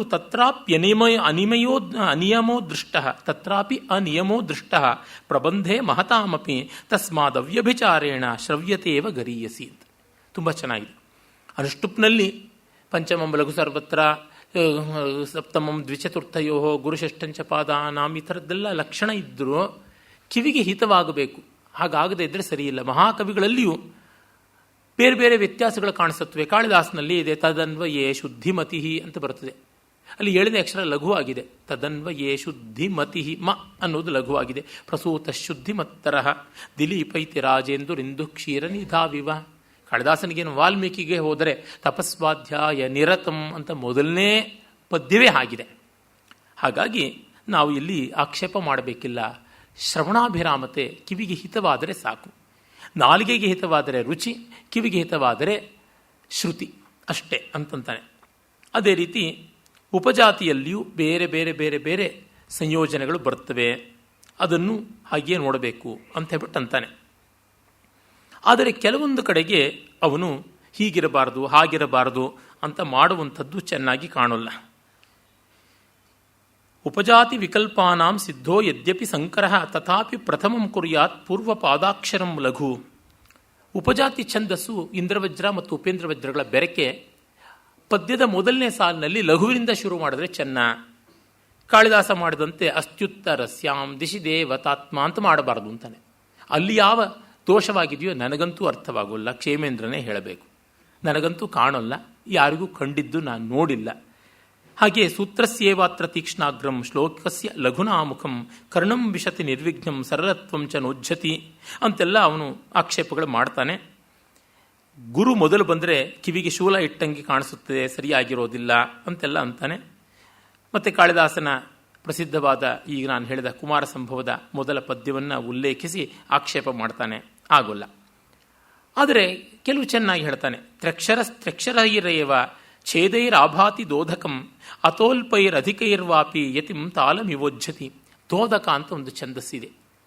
3 ಭಗಣ 2 ಗುರುಗಳು, ಧೀಮ್ತಕ ಧೀಮ್ತಕ ಧೀಮ್ತಕ ಧೀಮ್ ಧೀಮ್ ಅಂತ. ಇವನ ಗುರು ಅಭಿನವಗುಪ್ತ ಭೈರವ ಗುಹೆಗೆ ಪ್ರವೇಶ ಮಾಡ್ತಾ ಅನೇಕ ಜನ ಶಿಷ್ಯರ ಸಮೇತವಾಗಿ ಅವನು ಗುಹಾ ಪ್ರವೇಶ ಮಾಡಿದವನು ಹೊರಗೆ ಬರೋಲ್ಲ ಅಂತಾರೆ. ಅವನು ಭೈರವ ಸ್ತೋತ್ರ ಹೇಳ್ಕೊಂಡು ಹೋದ ಅಂತ. ಅದು ಈ ಹೊತ್ತಿನ ಕಾಶ್ಮೀರದಲ್ಲಿ ಶ್ರೀನಗರದ ಹತ್ತಿರ ಇದೆ. ಅಲ್ಲೆಲ್ಲ ಈ ಉಗ್ರವಾದಿಗಳು ಬಿಡಾರ ಹೂಡಿದ್ದಾರೆ, ಅಲ್ಲಿಗೆ ಹೋಗೋದಕ್ಕೆ ಸಾಧ್ಯವಿಲ್ಲ ಅಂತ ಬೇಕಾದಷ್ಟು ಜನ ಹೇಳಿದ್ದಾರೆ. ಅವನು ಹೇಳಿಕೊಂಡು ಹೋದ ಭೈರವ ಸ್ತೋತ್ರ ಈ ಛಂದಸ್ಸಿನದು. ಅದು 3 ಅಕ್ಷರಕ್ಕೆ ಪದಗಳು ಬಂದರೆ ಚೆನ್ನಾಗಿರುತ್ತೆ ಅಂತ. ಮೋಷಕ ವಾಹನ ಮೋದಕ ಹಸ್ತ ಚಾಮರ ಕರ್ಣ ವಿಲಂಬಿತ ಸೂತ್ರ ವಾಮನ ರೂಪ ಮಹೇಶ್ವರ ಪುತ್ರ. ಇಲ್ಲಿ ಮೂಷಕ ವಾಹನ ಮೋದಕ ಹಸ್ತ ಚೆನ್ನಾಗಿದೆ. ವಿಘ್ನವಿ ನಾಯಕ, ಅಲ್ಲಿ ವಿಘ್ನವಿ ನಾಯಕ ಪಾದನ ಮಸ್ತೆ ಅಷ್ಟು ಮಾಡಬಾರ್ದು, ಚೆನ್ನಾಗಿರೋಲ್ಲ ಅಂತಾನೆ. ತೊಂದರೆ ಇಲ್ಲ, ಶ್ರುತಿ ಕಟುವಾಗದಂತೆ ಗಣಗಣಕ್ಕೆ ಅಕ್ಷರಗಳನ್ನು ಪದಗಳನ್ನು ಹಿಡಿದಿಯೂ ನಡೆಸಬಹುದು. ಆದರೆ ತುಂಬ ಒಳ್ಳೆ ಗೇಯತೆ ಬರಬೇಕು ಅಂದರೆ ಗಣಾನುಸಾರಿಯಾಗಿ ಸುಕುಮಾರ ಬಂಧವಾಗಬೇಕು ಅನ್ನೋದ್ರೊಳಗೆ ಲಯಾನ್ವಿತ ಛಂದಸ್ಸಿನ ಲಕ್ಷಣ ಅಂತ ಹೇಳಿರೋದು ಒಂದು ಮಟ್ಟಕ್ಕೆ ಒಪ್ಪಬಹುದು. ಇನ್ನೊಂದು ಕಡೆ ಅವನು ಹೇಳ್ತಾನೆ ಶಾಲಿನಿ ಛಂದಸ್ಸು. ಶಾಲಿನಿ ಶ್ಲತಬಂಧೇವ ಸ್ವಭಾವೇನ ವಿಭಾವ್ಯತೆ ಉತ್ತೇಜಯೇತ್ ತಾಂ ಯತ್ನೇನ ಮಂದದೀಪ ಶಿಖಾಮಿವ ಅಂತ. ಶಾಲಿನಿ ಅಸಮಸ್ತವಾಗಿ ಬಿಡಿ ಬಿಡಿ ಪದಗಳಿಂದಲೇ ಚೆನ್ನಾಗಿರ್ತದೆ, ಶಿಥಿಲ ಬಂಧದಿಂದಲೇ.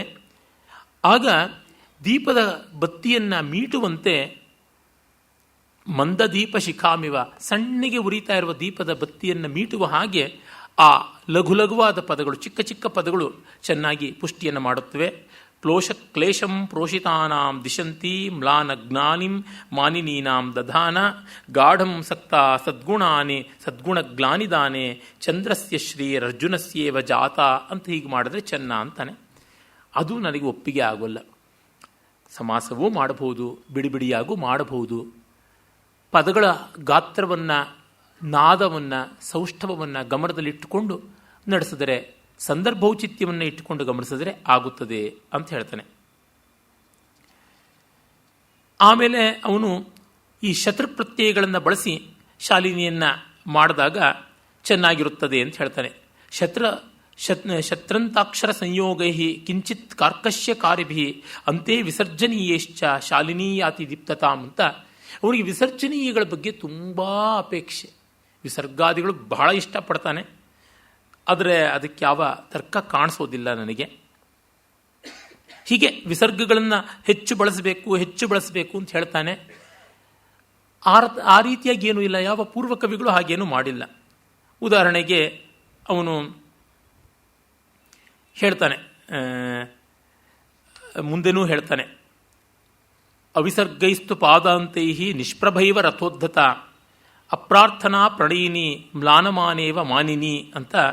ರಥೋದ್ಧತ ಛಂದಸ್ಸು ಪಾದಗಳ ಕೊನೆಯಲ್ಲಿ ವಿಸರ್ಗ ಬರದೇ ಇದ್ದರೆ ಮಂಕಾಗಿ ಕೂತು ಬಿಡುತ್ತೆ. ಒಲಿಯಲಾಗದ ಹೆಣ್ಣಿನಂತೆ ಅದು ಮುನಿಸಿಕೊಂಡೇ ಇರುತ್ತದೆ ಅಂತಾನೆ. ಕಲ್ಪನೆ ಚೆನ್ನಾಗಿದೆ, ಶಿಲ್ಪನೆ ಚೆನ್ನಾಗೋಲ್ಲ. ಅತ್ರ ಚೈತ್ರ ಸಮಯೇ ನಿರಂತರ ಪ್ರೋಷಿತಾ ಹೃದಯ ಕಿರಣ ಪಾವಕಾ ವಾಂತಿಕಾ ಮುಖ ಮನೋವಿಮೋಹನ ವ್ಯಾಲಲೋಲ ಮಲಯಾಚಲಾನಿಲಾಹ ಅಂತ ಉದಾಹರಣೆ ಕೊಡ್ತಾನೆ. ಹಾಗೇನು ಅನ್ಸೋಲ್ಲ. ಅಂಗುಲಿ ಭಿರವ ಕೇಶ ಸಂಚಯಂ ಸನ್ನಿಗೃಹ್ಯ ತಿಮಿರಂ ಮರೀಚಿಭಿ ಕುಡ್ಮಲೀಕೃತ ಸರೋಜಲೋಚನಂ ಚುಂಬತೀವ ರಜನೀ ಮುಖಂ ಶಶಿ ಅನ್ನುವ ಕಾಳಿದಾಸನ ಪದ್ಯ 2 ಕಡೆ ಮಾತ್ರ ವಿಸರ್ಗ ಬರ್ತೇವೆ. ಒಂಥರ ಪ್ರತಿಪಾದದಲ್ಲೂ ಪ್ರತಿಯೊಂದು ಹೆಜ್ಜೆಗೂ ಬಂದು ಬಡಿಯೋಲ್ಲ. ತುಂಬ ಚೆನ್ನಾಗೇ ಇದೆ. ಕರ್ಕಶಾಕ್ಷರಗಳು ಯಾಕೆ ಬರಬೇಕು ಬೇಡದ ಸಂದರ್ಭದಲ್ಲಿ ಅವನು ಹೇಳ್ತಾನೆ.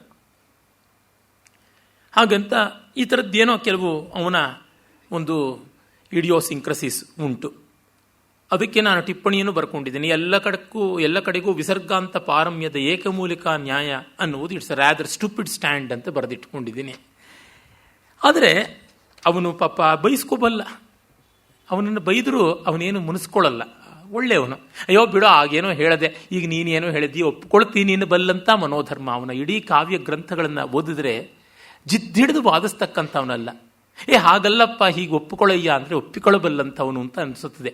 ಹಾಗಲ್ಲದೆ ಹಠಮಾರಿಗಳು ಎಷ್ಟೋ ಜನ ಇರ್ತಾರೆ, ಅವ್ರ ಜೊತೆ ವಾದಿಸೋಕ್ಕೆ ಆಗೋದಿಲ್ಲ. ಧೃತವಿಲಂಬಿತದ ಬಗ್ಗೆ ಅವನು ತೋಟಕದ ಬಗೆಗೆ ಹೀಗೆ ಹೇಳ್ತಾನೆ. ತೋಟಕವನ್ನು ಕುರಿತು ಹೇಳ್ತಾನೆ. ಧೃತತಾಲ ಲಯೈರೇವ ವ್ಯಕ್ತಂ ವೃಕ್ಷಾಕ್ಷರೈ ಪದೈ ಪ್ರಣರ್ತಯತಿ ಯಚ್ಚಿತ್ತಂ ತತ್ತೋಟಕಂ ಅಭೀಪ್ಸಿತಂ ಅಂತ.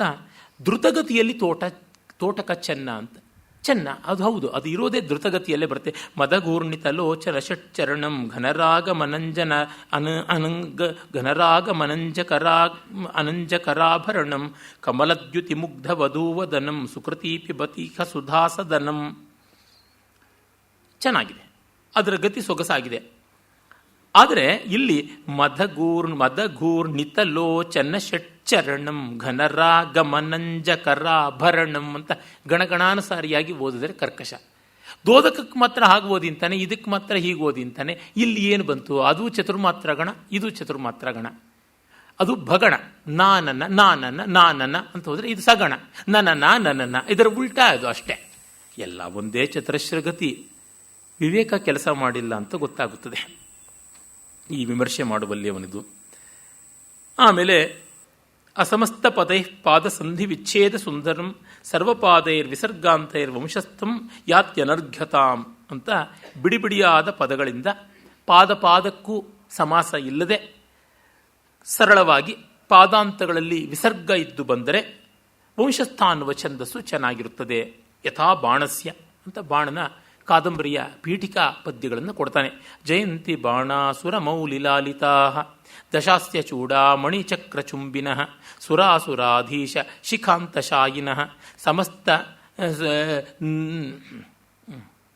ಶಾಯಿನಃ ತಮಚ್ಛಿದಸ್ತ್ರಿಂಬಕಪಾದ ಪಂಸವಃ. ಹೀಗೆ ಶಿವನನ್ನು ಕುರಿತಾದ ಸ್ತೋತ್ರ.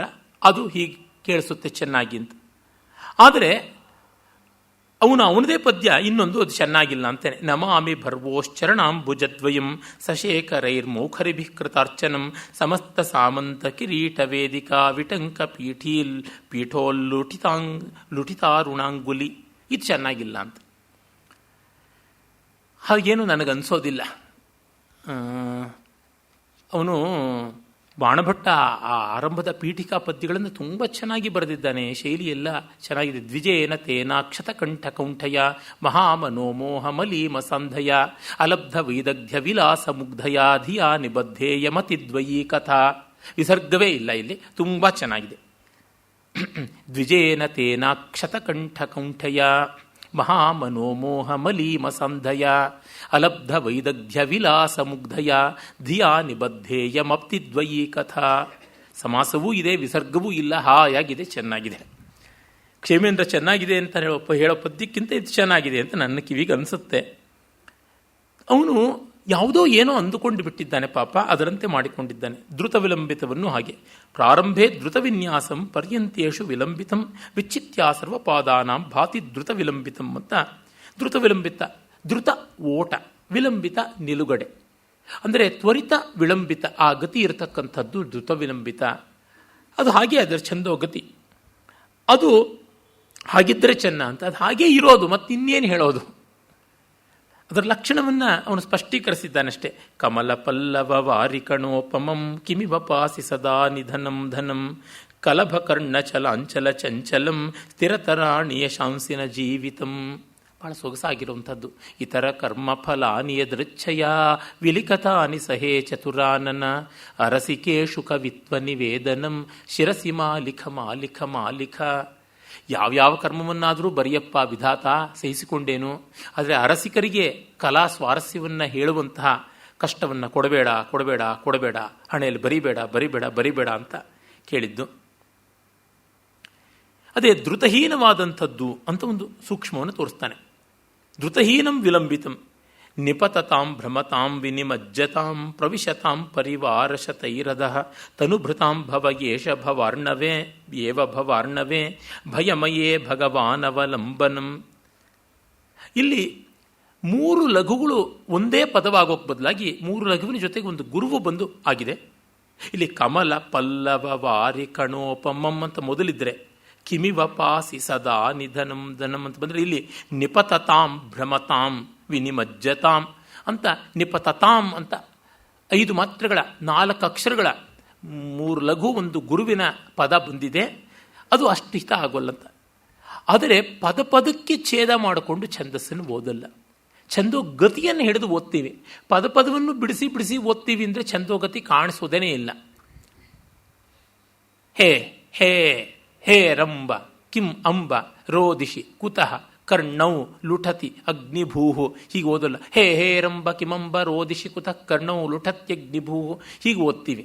ಅಂದರೆ ಛಂದೋಗತಿಯನ್ನು ಕೇಳಿಸುವಂತೆ ಓದಬೇಕು. ಹಾಗೆ ಓದದೇ ಇದ್ದರೆ ಏನು? ಛಂದೋಗತಿ ಪದಗತಿ. ಸೇಡಿಯಾಪೂರ್ ಹೇಳ್ತಾರೆ, ಛಂದಃ ಪದಗತಿ ಭಾಷಾ ಪದಗತಿ ಎರಡೂ ಸಮನ್ವಿತವಾಗುವಂತೆ ಓದಿದರೆ ಪದ್ಯಗತಿ ಹಾಗಿರಬೇಕು ಅಂತ. ಪಾಪ ಕ್ಷೇಮೇಂದ್ರನಿಗೆ ಆ ಪ್ರಜ್ಞೆ ಬಂದಿಲ್ಲ. ಹೀಗೆ ಪ್ರಹರ್ಷಿಣಿ ಬಗೆಗೂ ತಂದಾದ ಆಕ್ಷೇಪ ಮಾಡ್ತಾನೆ, ಅದು ನಿಲ್ಲುವುದಿಲ್ಲ. ಆದರೆ ವಸಂತ ತಿಲಕವನ್ನು ಕುರಿತು ಚೆನ್ನಾಗಿ ಹೇಳ್ತಾನೆ. ವಸಂತ ತಿಲಕಸ್ಯಾಗ್ರೇ ಸಾಕಾರೇ ಪ್ರಥಮಾಕ್ಷರೇ ಓಜಸಾ ಜಾಯತೆ ಏಕಾಂತಿ ಸವಿಕಾಸ ವಿಲಾಸಿನಿ. ಓಜಸ್ವಿ ಆಗಿರಬೇಕು ವಸಂತ ತಿಲಕ, ದೀಪ್ತವಾಗಿರಬೇಕು. ಪುಡಿ ಪುಡಿ ಬಡಬಡಕಲು ಪದಗಳಿಂದ ಚೆನ್ನಾಗಿರೋಲ್ಲ ಅಂತ. ಅದು ನಿಜ ಅಂತ ಅನಿಸುತ್ತದೆ. ಉದಾಹರಣೆಗೆ ನಾವು ಭೋಜರಾಜನ ಚಂಪು ರಾಮಾಯಣದ ಮೊದಲ ಮಂಗಳ ಪದ್ಯವನ್ನೇ ನೋಡುವುದಿದ್ರೆ, ಲಕ್ಷ್ಮೀಂ ತನೋತು ನಿತರಾಮಿತರಾನಪೇಕ್ಷ ಮಂಘ್ರಿದ್ವಯಂ ನಿಗಮ ಶಾಖಿ ಶಿಖಾ ಪ್ರವಾಲಂ ಹೇರಂ ಬಮಂಬುರು ಹಡಂಬರ ಚೌರ್ಯ ನಿಘ್ನಂ ವಿಘ್ನಾದ್ರಿಭೇದ ಶತಧಾರ ಧುರಂಧರಂ ನಃ. ಚೆನ್ನಾಗಿರ್ತಕ್ಕಂಥ ಪದ್ಯ ಅಂತ ಅನಿಸುತ್ತದೆ. ಆ ರೀತಿಯಾಗಿ ಇವನೊಂದು ಅನೇಕ ವಸಂತ ತಿಲಕ ಛಂದಸ್ಸಿನ ಪದ್ಯಗಳು ಬರೆದ ಕವಿಯ ಉಲ್ಲೇಖ ಮಾಡ್ತಾನೆ. ರತ್ನಾಕರ ಅಂತ ಕಾಶ್ಮೀರದ ಕವಿಯವನು 8ನೇ ಶತಮಾನದಲ್ಲಿದ್ದ, ಕ್ಷೇಮೇಂದ್ರನಿಗಿಂತ ಸುಮಾರು 200 ವರ್ಷಗಳಿಗೆ ಮುಂಚೆ ಇದ್ದವನು. ಅವನು ಬರೆದಂಥ 50 ಸರ್ಗಗಳ ರಾಕ್ಷಸ ಕಾವ್ಯ ಅಂತ ಹೆಸರಾದ ಹರವಿಜಯ, ಅಲ್ಲಿ 100 ಸಾವಿರಾರು ವಸಂತ ತಿಲಕ ಛಂದಸ್ಸಿನ ಪದ್ಯಗಳು ಬರ್ತವೆ. ಅವನಷ್ಟು ಹೆಚ್ಚು ವಸಂತ ತಿಲಕಗಳನ್ನು ಮತ್ತಾರು ಬರೆದಿಲ್ಲ ಅಂತಲೂ ಅನಿಸುತ್ತದೆ. ಕಂಠಶ್ರಿಯಂ ಕುವಲಯಸ್ತಬಕಾಭಿರಾಮ ದಾಮಾನುಕಾರಿ ವಿಕಟಚ್ಛ ವಿಕಾಲಕೂಟಂ ಬಿಭ್ರತ್ಸುಕಾನಿ ದಿಶತಾದುಪ ಹಾರಪೀತ ಧೂಪೋತ್ತಧೂಮ ಮಲಿನಾಮಿವ ಧುರ್ಜಟಿರ್ವಹ ಅಂತ ಹೇಳ್ತಾನೆ. ಕೊರಳಿನ ನೀಲಿಯ ಬಣ್ಣ ಹೇಗೆ ಕಾಣಿಸುತ್ತದೆ, ಆ ವಿಷದ ಕಾಲಕೂಟ ವಿಷ ಕೊರಳಲ್ಲಿರುವುದು ನೀಲವಾಗಿಸಿದೆ. ಅದು ನೋಡಿದರೆ ಕನ್ನೈದಲೆಯ ಮಾಲೆಯನ್ನು ತಳೆದಂತೆ ತೋರುತ್ತದೆ. ಬಿಭ್ರತ್ ಸುಖಾನಿ ದಿಶತಾದ್ ಉಪಹಾರ ಪೀತ ಧೂಮೋತ್ಥ ಧೂಮ ಮಲಿನಾಮೆ ಧೂಪೋತ್ತ ಧೂಮ ಮಲಿನಾಮಿವ ದುರ್ಜಟಿರ್ವ. ಮತ್ತೆ ಆ ಬಣ್ಣ ಹೇಗೆ ಕಾಣಿಸುತ್ತದೆ ಅಂದರೆ, ಅವನಿಗೆ ಪೂಜಾ ಸಮಯದಲ್ಲಿ ಧೂಪಮ ಅಘ್ರಾಪಯಾಮಿ ಅಂತ ಧೂಪವನ್ನು ಕೊಟ್ಟಾಗ ಧೂಪವನ್ನು ಹೀರಿಕೊಂಡು ಗಂಟಲೊಳಗೆ ಅದು ಉಸಿರು ಕಟ್ಟಿಕೊಂಡು ಸಿಕ್ಕಿಕೊಂಡು ಕಪ್ಪು ಬಣ್ಣಕ್ಕಾಗಿದೆಯಾ ಅನ್ನುವಂತೆ ಕಾಣಿಸುತ್ತದೆ ಅಂತೆಲ್ಲ ಉತ್ಪ್ರೇಕ್ಷೆಗಳನ್ನು ಮಾಡ್ತಾನೆ. ಹೀಗಿರುವಂಥದ್ದು ಚೆನ್ನಾಗಿರುವ ಪದ್ಯ, ಹೀಗಿರಬೇಕು ಅಂತ. ಇಲ್ಲಿ ಅವನು ಕಂಠಶ್ರಿಯಂ ಅಂತ ಕ್ರಸ್ವ ಆಗಿದೆ, ಹಾಗಿಲ್ಲದೆ ಬೇರೆ ರೀತಿಯಾಗಿರಬೇಕು, ಹಾಗಿದ್ರೆ ಚೆನ್ನಾಗಿರುತ್ತೆ ಅಂತಾನೆ. ಅದೆಲ್ಲ ಸರಿ ಇಲ್ಲ ಅನಿಸುತ್ತೆ. ದೀರ್ಘಾಕ್ಷರವಾಗಿ ಶುರು ಆಗಬೇಕು ಅಂತಲ್ಲ, ಒತ್ತಕ್ಷರ ಬಂದರೂ ಆಗುತ್ತದೆ. ಆದರೆ ಸಂಯುಕ್ತಾಕ್ಷರಗಳಿಂದ ಪದ್ಯದ ಗತಿ ಬೇರೆ ಆಗುತ್ತದೆ, ಸನ್ನಿವೇಶಕ್ಕೆ ತಕ್ಕಂತೆ ಬದಲಾಗುತ್ತೆ. ಹೀಗಿದ್ರೇ ಚೆನ್ನ, ಹಾಗಿದ್ರೆ ಚೆನ್ನ ಅಲ್ಲ ಅಂತ ಇಲ್ಲ. ಅದೂ ಒಂದು ವೆರೈಟಿ, ಅದನ್ನು ನಾವು ಒಪ್ಪಬೇಕು. ಮತ್ತೆ ಮಾಲಿನಿ ಛಂದಸ್ಸನ್ನು ಇಟ್ಟುಕೊಂಡು ಹೇಳ್ತಾನೆ, ವಿಸರ್ಗಹೀನ ಪರ್ಯಂತ ಮಾಲಿನೀನ ವಿರಾಜತೆ ಚಮರೀಚ್ಛಿನ್ನ ಪುಚ್ಛೇವ ವಲ್ಲಿಯವಾಲೂನ ಪಲ್ಲವ ಅಂತ. ಮತ್ತೆ ವಿಸರ್ಗವ್ಯಾಧಿ ಈ ಕವಿಗೆ ಬಂದು ಬಡ್ಕೊಂಡು ಬಿಟ್ಟಿದೆ. ನಿಸರ್ಗ ಸೌಂದರ್ಯ ಹೊರಟೋಗುತ್ತದೆ ವಿಸರ್ಗ ಇಲ್ಲದೆ ಇದ್ದರೆ. ಮಾಲಿನಿ ಛಂದಸ್ಸಿನ ಪಾದದ ಕೊನೆಗೆ ವಿಸರ್ಗ ಬರಬೇಕು, ಇಲ್ಲದೇ ಇದ್ದರೆ ಚಮರ ಮೃಗದ ಬಾಲ ಕತ್ತರಿಸಿದ್ರೆ ಹೇಗೋ ಹಾಗಾಗುತ್ತದೆ. ವಲ್ಲೀವ ಆಲೂನ ಪಲ್ಲವ, ಚಿಗುರನ್ನ ಮುರಿದ ಬಳ್ಳಿ ಹಾಗೆ ಬೋಳಾಗಿ ಕಾಣುತ್ತದೆ ಅಂತಾನೆ. ಹೋಲಿಕೆಗಳು ಚೆನ್ನಾಗಿವೆ, ವಸ್ತುಸ್ಥಿತಿ ಸರಿಯಾಗಿಲ್ಲ. ವಲ್ಲಟ ಅಂತ ಒಬ್ಬ ವಿದ್ವಾಂಸ, ಭಟ್ಟ ವಲ್ಲಟ, ಅವನ ಪದ್ಯವನ್ನು ತೆಗೆದುಕೊಂಡು ಹೇಳ್ತಾನೆ, ವರಮಿಹ ರವಿತಾಪೈ ಕಿನ್ನ ಶೀರ್ಣಾಸಿ ಗುಲ್ಮೆ ಕಿಮುತವ ದಹನೈರ್ವಾ ಸರ್ವದಾಹನ್ನ ದಗ್ಧ ಯದಹೃದಯ ಜನೋಘೈ ವೃತ್ತ ವರ್ಣಾನಭಿಜ್ಞೈ ಇತರ ಕುಸುಮ ಮಧ್ಯೆ ಮಾಲತಿ ಪ್ರೋಂಭಿತಾಸಿ ಅಂತ ಹೇಳ್ತಾನೆ. ಆದರೆ ಈ ಪದ್ಯದಲ್ಲಿ ಈ ಗತಿ ಸೌಂದರ್ಯ ಏನು ವಿಶೇಷವಾಗಿ ಕಾಣಿಸೋಲ್ಲ. ಅದಕ್ಕೆ ಕವಿಯ ಪ್ರತಿಭಾರಾಹಿತ್ಯ ಕಾರಣ. ಮತ್ತೆ ಕಾಳಿದಾಸನ ಒಂದು ಪದ್ಯವನ್ನು ಉಲ್ಲೇಖ ಮಾಡ್ತಾನೆ, ಕುಮಾರ ಸಂಭವದ್ದು. ಅಲ್ಲಿ ಏನು ವಿಸರ್ಗ ಬರ್ತಕ್ಕಂಥದ್ದು ಅಲ್ಲ. ಹೀಗೆ ತನ್ನ ಮನೋಧರ್ಮವನ್ನು ತರ್ಕಶುದ್ಧವಾಗಿ ಮಾಡಿಕೊಳ್ಳದೆ ಹೇಳ್ತಾ ಬರ್ತಾನೆ.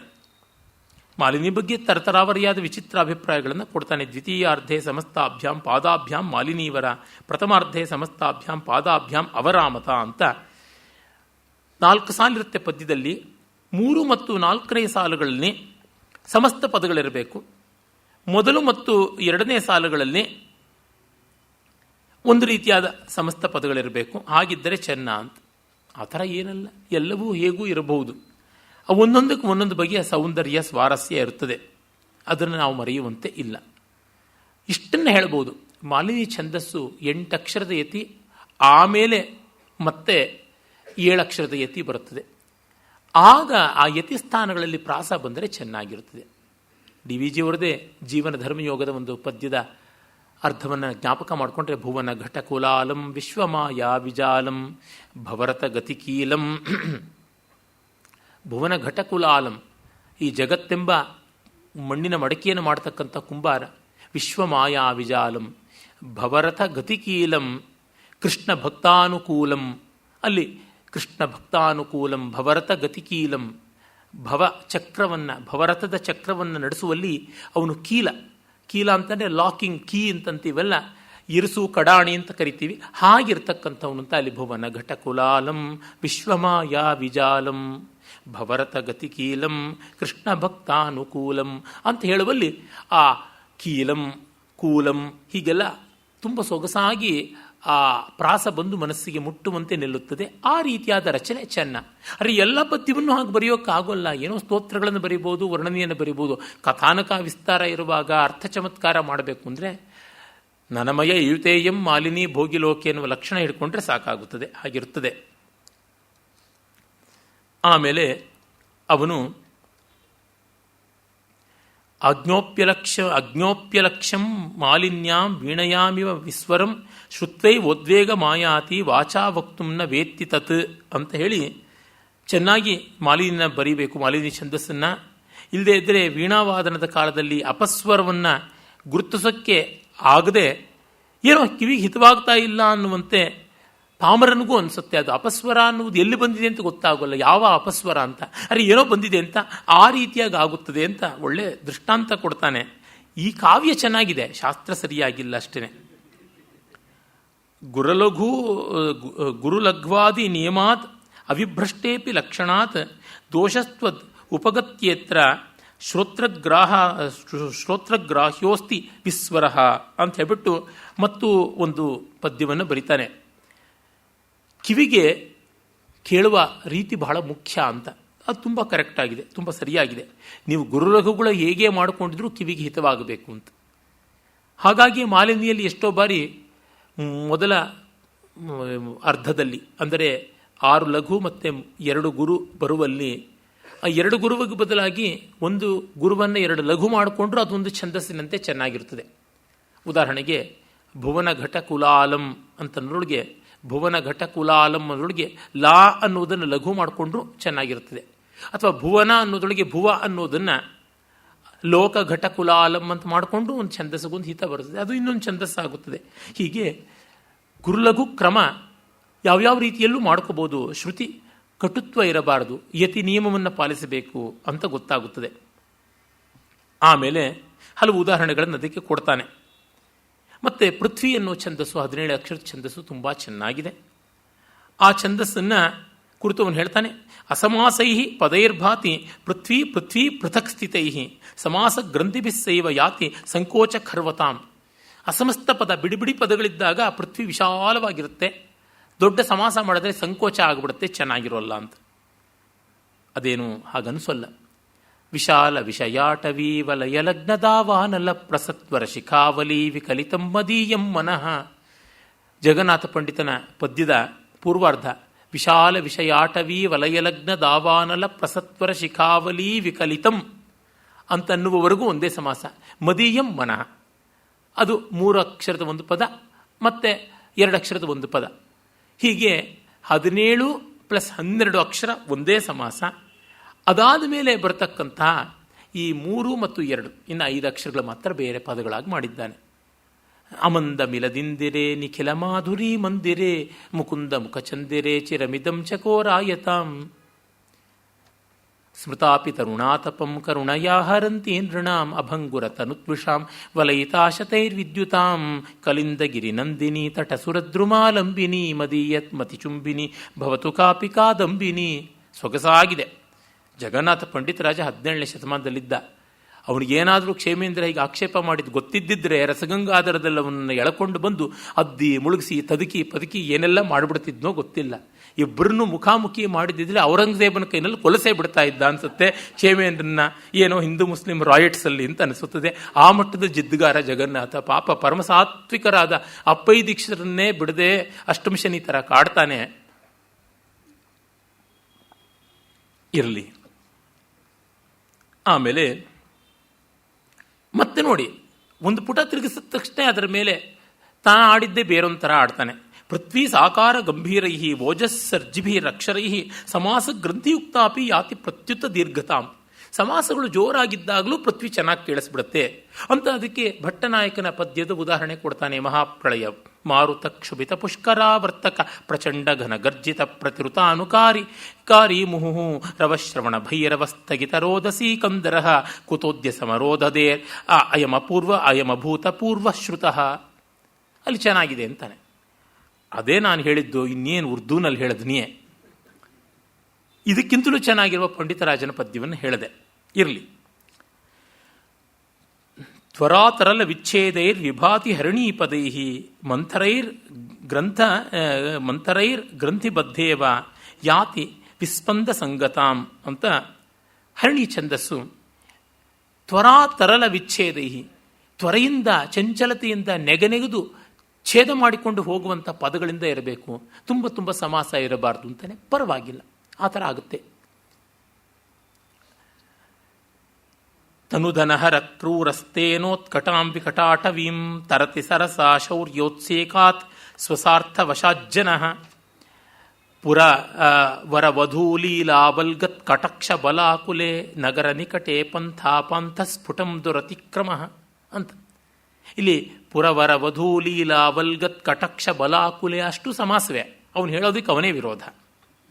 ನಗರ ನಿಕಟೆ ಪಂಥ ಸ್ಫುಟಂ ದುರತಿಕ್ರಮ ಚೆನ್ನಾಗುತ್ತೆ, ಯಾವುದೂ ಚೆನ್ನಾಗುತ್ತೆ. ಅಷ್ಟೇ ವಿವೇಕ ಇರಬೇಕು. ಆಮೇಲೆ ವಿಳಂಬ ಮಾಡಿಕೊಂಡ್ರೆ ಚೆನ್ನಾಗಿರೋಲ್ಲ ಅಂತ ಒಂದು ಉದಾಹರಣೆ ಕೊಡ್ತಾನೆ, ಅದು ಚೆನ್ನಾಗೇನೆ ಇದೆ. ಆಮೇಲೆ ಅವನು ಮತ್ತೆ ಶಿಖರಣಿ ಎನ್ನುವ ಛಂದಸ್ಸನ್ನು ವರ್ಣನೆ ಮಾಡ್ತಾನೆ. ಶಿಖರಣ್ಯ ಸಮಾರೋಹಾತ್ ಸಹಜೈವ ಔಜಸ ಸ್ಥಿತಿ ನೈವ ಲುಪ್ತ ವಿಸರ್ಗಾಂತೈ ಪ್ರಯಾತಿ ಅಂತ್ಯಮುನ್ನತಿಂ ಅಂತ ಹೇಳ್ತಾನೆ. ಶಿಖರಣಿ ಸಹಜವಾಗಿ ಓಜಸ್ವಿಯಾಗಿರುತ್ತದೆ, ವಿಸರ್ಗಗಳು ಕಡಿಮೆ ಆಗಿ ಸ್ವರಾಂತವಾಗಿ ಮುಗಿದಾಗ ಚೆನ್ನಾಗಿರುತ್ತದೆ ಅಂತ. ತ್ರಯೀ ವೇದ್ಯಂ ಹೃದ್ಯಂ ತ್ರಿಪುರಹರಮಾದ್ಯಂ ತ್ರಿನೇನಂ ಜಟಾಭಾರೋದಾರಂ ಚಲದುರಗಹಾರಂ ಮೃಗಪತಿಂ ಮಹಾದೇವಂ ದೇವಂ ಮೈ ಸದಯಭಾವಂ ಪಶುಪತಿಂ ಚಿದಾಲಂಬಂ ಸಾಂಬಂ ಶಿವಮತಿ ವಿಡಂಬಂ ಹೃದಿ ಭಜೆ. ವಿಸರ್ಗವೇ ಇಲ್ಲ, ಚೆನ್ನಾಗಿದೆ ಅಂತ ಅವನ ದೃಷ್ಟಿ. ಆದರೆ ವಿಸರ್ಗ ಇದ್ದೂ ಕೆಲವೊಮ್ಮೆ ಚೆನ್ನಾಗಿರಬಹುದು, ಆ ರೀತಿಯಾಗೂ ಇರುತ್ತದೆ, ಸಾಧ್ಯ. ಅವನು ಏನೋ ಒಂದು ಕೆಲವು ಸ್ಟ್ಯಾಂಡರ್ಡ್ಸ್ ಅಂತ ಮಾಡಿಕೊಂಡಿದ್ದಾನೆ ಪಾಪ, ಅದು ತರ್ಕಶುದ್ಧವಾಗಿಲ್ಲ ಅಂತ ಗೊತ್ತಾಗುತ್ತದೆ. ವಿಸರ್ಗಗಳು ಎಲ್ಲಿಯೂ ತುಂಬ ಬಂದರೆ ಚೆನ್ನಾಗಿರೋಲ್ಲ, ಬಾಯಿ ಕೆಟ್ಟದಾಗಿ ಬಿಟ್ಟಂತೆ ಕಾಣುತ್ತದೆ, ಆಕಳಕ್ಕೆ ಮತ್ತೆ ಮತ್ತೆ ಬಂದಂತೆ ಅನಿಸುತ್ತದೆ, ಒದ್ದಂತೆ ಊಷ್ಮ ವರ್ಣಗಳು ಬಂದು ಹಾವುಗಳು ಬುಸುಗುಟ್ಟಿದಂತೆ ಕೇಳಿಸುತ್ತದೆ. ಅದು ವೀರ ರೌದ್ರ ಇತ್ಯಾದಿ ರಸಗಳಿಗೆ ಚೆನ್ನಾಗಿರುತ್ತದೆ, ಶೃಂಗಾರ ಕರುಣಾದಿಗಳಿಗೆ ಚೆನ್ನಾಗಿರೋಲ್ಲ, ಅದು ನಿಜ. ಹಾಸ್ಯಕ್ಕೂ ಚೆನ್ನಾಗಿರುತ್ತೆ. ಆ ರಸಕ್ಕೆ ತಕ್ಕಂತೆ, ಸನ್ನಿವೇಶಕ್ಕೆ ತಕ್ಕಂತೆ ಪದಗಳು, ವರ್ಣಗಳು, ನಾದ ಇತ್ಯಾದಿಗಳೆಲ್ಲ ಉಂಟು, ಅದು ನಾವು ಮರೆಯಬಾರದು. ಇವನೊಂದು ಚೆನ್ನಾಗಿದೆ ಅಂತ ಕೊಟ್ಟಿರೋ ಪದ್ಯ ಚೆನ್ನಾಗಿದೆ. ಅಸಾರಂ ಸಂಸಾರಂ ಪರಿಮುಷಿತರತ್ನಂ ತ್ರಿಭುವನಂ ನಿರಾಲೋಕಂ ಲೋಕಂ ಮರಣಶರಣಂ ಬಾಂಧವಜನಂ ಅದರ್ಪಂ ಕಂದರ್ಪಂ ಜನನಯನ ನಿರ್ಮಾಣಮಫಲಂ ಜಗಜ್ಜೀರ್ಣಾರಣ್ಯಂ ಕಥಮಪಿ ವಿಧಾತುಂ ವ್ಯವಸಿತಃ. ಚೆನ್ನಾಗಿದೆ. ಅದು ಭಟ್ಟ ಬಹುಭೂತಿಯ ಶ್ಲೋಕ ಅಂತ ಕೊಡ್ತಾನೆ. ಶ್ಲೋಕೇಸ್ಮಿನ್ ಸಚಮತ್ಕಾರ ಸರಸಾಸ್ವಾದಶಾಲಿನಿ ಕೇವಲಂ ಶಿಖರಣ್ಯೇವ ಸ್ವರೂಪಂ ಅವಹಾರಿತಂ ಅಂತ ಇಲ್ಲಿ ಸ್ವರೂಪ ನಾಶನವಾಗಿದೆ ಅಂತ ಆಕ್ಷೇಪ ಮಾಡ್ತಾನೆ. ಆಮೇಲೆ ಆಗಿಲ್ಲ, ಚೆನ್ನಾಗಿದೆ ಅಂತ ನನಗನ್ಸುತ್ತೆ. ಮತ್ತೆ ಮಂದಾಕ್ರಾಂತದಲ್ಲಿ ಹೇಳ್ತಾನೆ, ಮೊದಲ 4 ಗುರುಗಳಲ್ಲಿ ಒಂದು ವಿಳಂಬ ಇದೆ, ಆಮೇಲೆ 5 ಲಘುಗಳು, ಒಂದು ಗುರುವಿನಲ್ಲಿ ಒಂದು ದ್ರುತಗತಿ ಇದೆ, ಮತ್ತೆ ಒಂದು ಗುರು, ಒಂದು ಲಘು, 2 ಗುರು, ಒಂದು ಲಘು, 2 ಗುರು ಅಂತ ಹೀಗೆ ಬರ್ತದೆ. ಅವುಗಳಲ್ಲಿ ಒಂದು ವಿಳಂಬಗತಿ ಇದೆ, ಹೀಗೆ ಚೆನ್ನಾಗಿರುತ್ತದೆ. ಮಂಥರಾಕ್ರಾಂತ ವಿಸ್ರಬ್ಧೇಶ್ಚತುರ್ಭಿ ಪ್ರಥಮಾಕ್ಷರೈ ಮಧ್ಯಷಟ್ಕೇತಿ ಚತುರೈ ಮಂದಾಕ್ರಾಂತ ವಿರಾಜತೆ. ಚೆನ್ನಾಗಿದೆ, ಅದನ್ನು ಹೇಳಿದ್ದಷ್ಟು ಸರಿಯಾಗಿದೆ. ಅದು ಇದ್ದದ್ದೇ ಹೇಳ್ತಾ ಇದ್ದಾನೆ, ಛಂದೋ ಲಕ್ಷಣ, ಇನ್ನೇನು ವಿಶೇಷ ಹೇಳ್ತಾ ಇಲ್ಲ. ಬ್ರಹ್ಮಾವರ್ತಂ ಜನಪದಮತ ಛಾಯಯಾಗಾಹಮಾನ ಕ್ಷತ್ರಂ ಕ್ಷತ್ರ ಪ್ರಧನ ಪಿಶುನಂ ಕೌರವಂ ತದ್ಭಜೇತಾಹ ರಾಜನ್ಯಾನಾಂ ಶಿತಶರಶತೈರ್ಯತ್ರ ಗಾಂಡೀವಧನ್ವಾ ಧಾರಾಸಾರೈಸ್ತ್ವಮಿವ ಕಮಲಾನ್ಯಭ್ಯಸಿಂಚನ್ ಮುಖಾನಿ ಅಂತ ಪೂರ್ವಮೇಘದ ಒಂದು ಪದ್ಯವನ್ನು ಉಲ್ಲೇಖ ಮಾಡ್ತಾನೆ. ಚೆನ್ನಾಗಿದೆ ಅಂತ, ಚೆನ್ನಾಗಿದೆ. ಆದರೆ ಇಲ್ಲಿ ಕರ್ಕಶಾಕ್ಷರಗಳಿವೆ, ಆ ವೀರರಸಕ್ಕೆ ತಕ್ಕಂತೆ ಚೆನ್ನಾಗಿ ಬಳಕೆಯಾಗಿದೆ.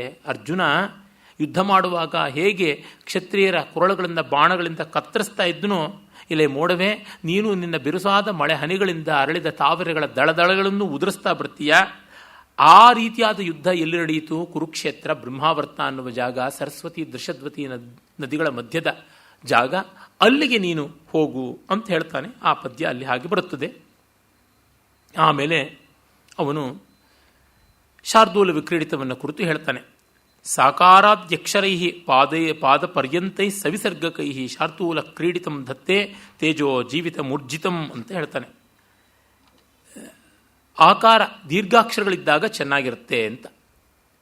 ಹೌದು, ಈಗ ಕಾಳಿದಾಸ ಶಾಕುಂತಲದಲ್ಲಿ ಶಕುಂತಲೆ ಗಂಡನ ಮನೆಗೆ ಹೋಗುವಾಗ ಕಣ್ವರ ಸಂಕಟವನ್ನು ಹೇಳ್ತಾ ಯಾಸ್ಯತ್ಯದ್ಯ ಶಕುಂತಲೇತಿ ಹೃದಯಂ ಸಂಸ್ಪೃಷ್ಟ ಮುತ್ಕಂಠಯ ಕಂಠಸ್ತಂಭಿತ ಬಾಷ್ಪವೃತ್ತಿ ಕಲುಷ ಚಿಂತಾಜಡಂ ದರ್ಶನಂ ಅಂತೆಲ್ಲ ಹೇಳ್ತಾರೆ.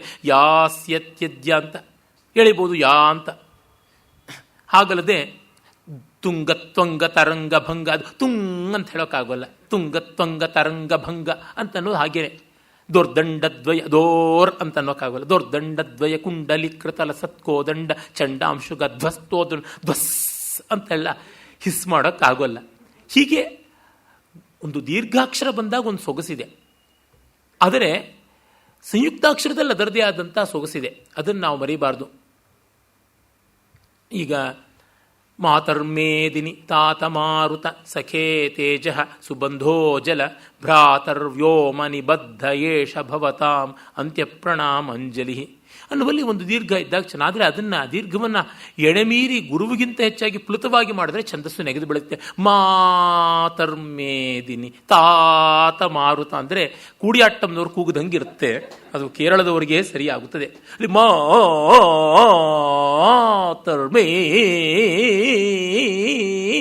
ಮಾತರ್ಮೇದಿನಿ ಅಂತ ಹೀಗೆ ಇದೇ ಥರನೇ ಕೂಡಿಯಾಟ್ಟಂ ಕೋಲಾಹಲ ಇರ್ತಕ್ಕಂಥದ್ದು.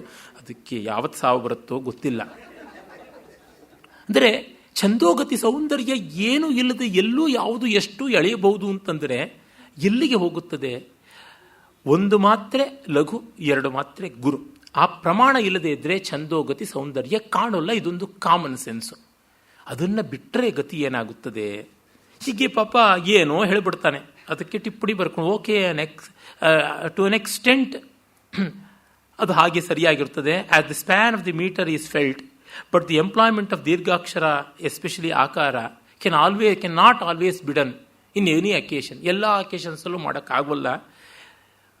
ಪದಗಳು ಇದೇ ಥರ ಹೀಗೆ ಇರುತ್ತವೆ ಅಂತ ಹೇಳೋಕ್ಕಾಗಲ್ಲ. ತುಂಬ ತುಂಬ ಹುಡುಕಿ ಯೋಚನೆ ಮಾಡಿಬಿಟ್ರೆ ಸಾಯೋವರೆಗೂ ಮನೆ ಕಟ್ಟಿದ ಮೇಲೆ ಸಂಸಾರ ಮಾಡೋದು ಯಾವಾಗ ಅಂತ. ಈ ಮನೆಯಲ್ಲಿ ಹೀಗಿರಬೇಕು, ಗೋಡೆ ಹೀಗಿರಬೇಕು, ಬಾತ್ ರೂಮ್ ಹೀಗಿರಬೇಕು, ಅಡುಗೆ ಮನೆ ಹೀಗಿರಬೇಕು ಅಂತ ಮನೆ ಕಟ್ಟಿ ಮುಗಿಯೋದ್ರೊಳಗೆ ವೃದ್ಧಾಶ್ರಮಕ್ಕೆ ಹೋಗಬೇಕಾಗುತ್ತದೆ. ಹಾಗಾಗೋದಿಲ್ಲ.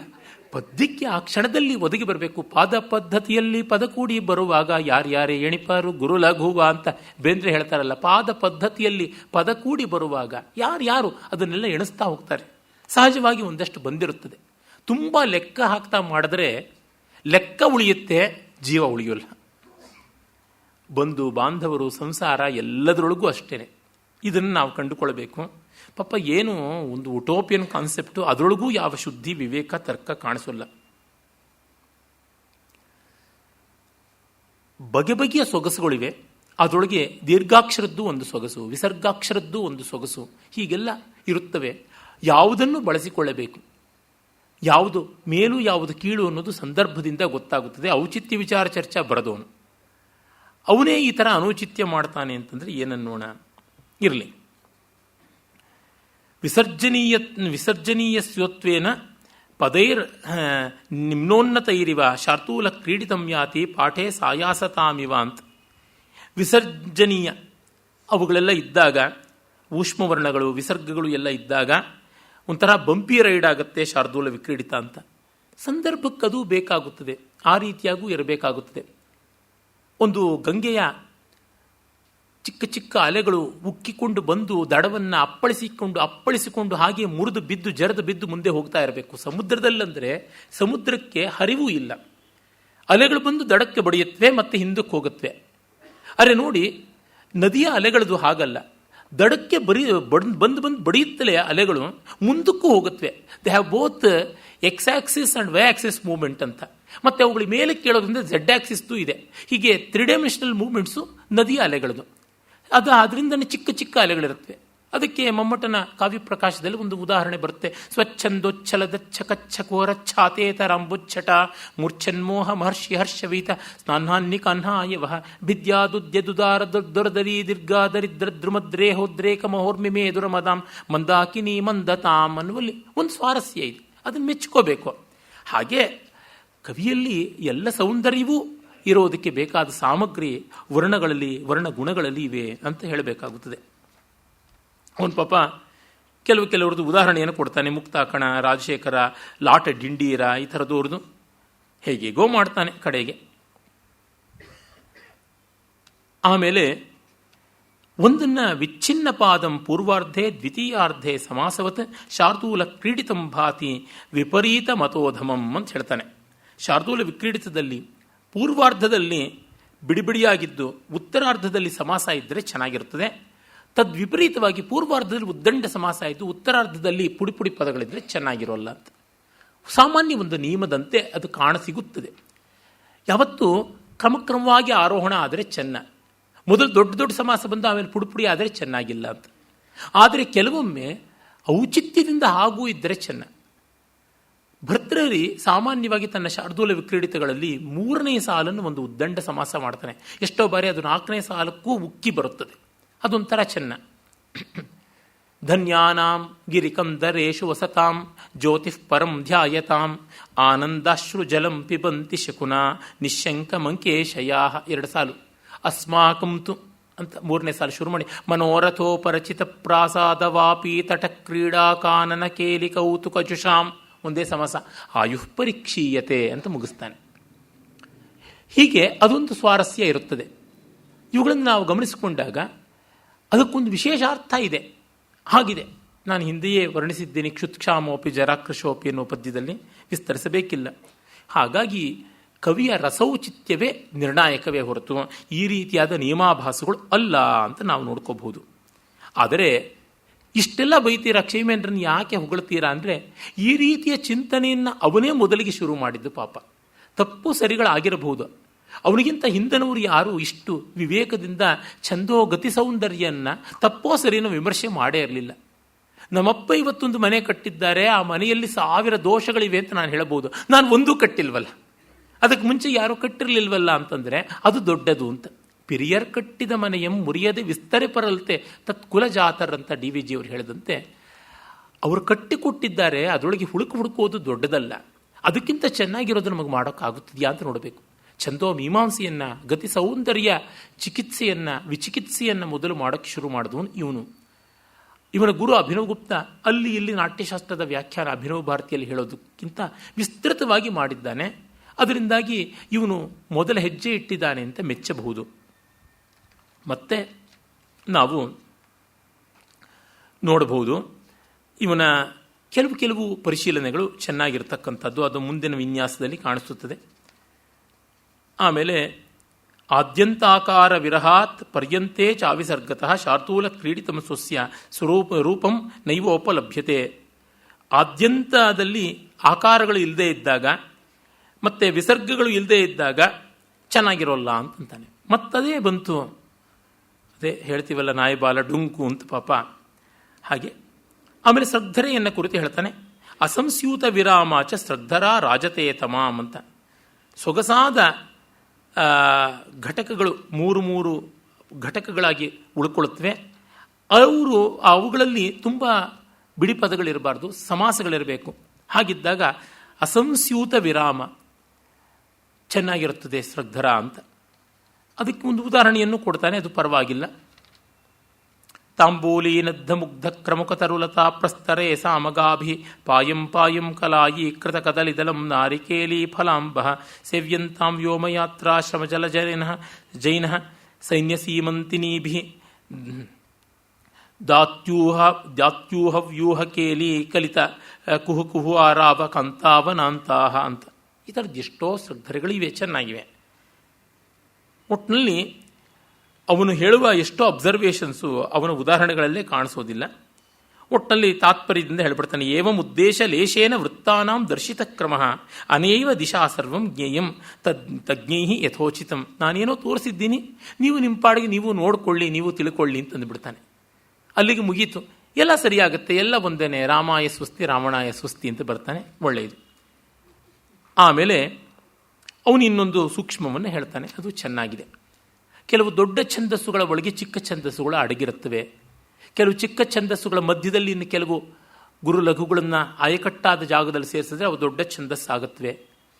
ಮಂದಾಕ್ರಾಂತ ಭವೇನ್ ಮಧ್ಯೆ ಶಾಲಿನಿ ಪೂರಿತಾಕ್ಷರ. ಶಾಲಿನಿಯ ಮಧ್ಯದಲ್ಲಿ ಒಂದಷ್ಟು ಲಘುಗಳನ್ನು ತಂದು ಕೂಡಿಸಿದ್ರೆ ಅದು ಮಂದಾಕ್ರಾಂತ ಆಗುತ್ತೆ ಅಂತ. ನಾನಾ ನಾನಾ ನಾನನಾ ನನಾನಾ ಅಂತ ಶಾಲಿನಿ ಆದರೆ ನಾನಾನಾನ ನನನ ನನನ ಈ 6 ಅಕ್ಷರ ಮಧ್ಯದಲ್ಲಿ ಹಾಕಿದ್ರೆ ನಾನನಾನ ನನಾನ ಅಂತ ಮುಗಿಸಿದ್ರೆ ಅದು ಮಂದಾಕ್ರಾಂತ ಆಗುತ್ತದೆ. ಇನ್ನು ಅದನ್ನು ಸ್ವಲ್ಪ ವಿಸ್ತಾರ ಮಾಡಿದ್ರೆ ನಾನಾನಾನ ನನಾನ ನನನ ನನನನ ನಾನನಾನ ನನಾನ ಅಂತ ಮಾಡಿಕೊಂಡಾಗ ಶ್ರದ್ಧರ ಆಗುತ್ತದೆ. ಹೀಗೆ ಬೇಕಾದಷ್ಟು ಬೇರೆ ಬೇರೆ ಛಂದಸ್ಸುಗಳನ್ನು ಮಾಡಬಹುದು. ಸ್ಮೃತಾಪಿ ತರುಣಾತಪಂ ಕರುಣಯ ಹರಂತಿ ನೃಣಾಂ ಅಂತ ಇದೆಯಲ್ಲ, ಅದನ್ನು ನಾವು ಪೃಥ್ವಿ ಛಂದಸ್ಸನ್ನು ಜಲೋದ್ಧತ ಗತಿ ಮಾಡ್ಕೊಳ್ಬೋದು. ಸ್ಮೃತಾಪಿ ತರುಣಾತಪಂ ಕರುಣಯ ಅಂತ.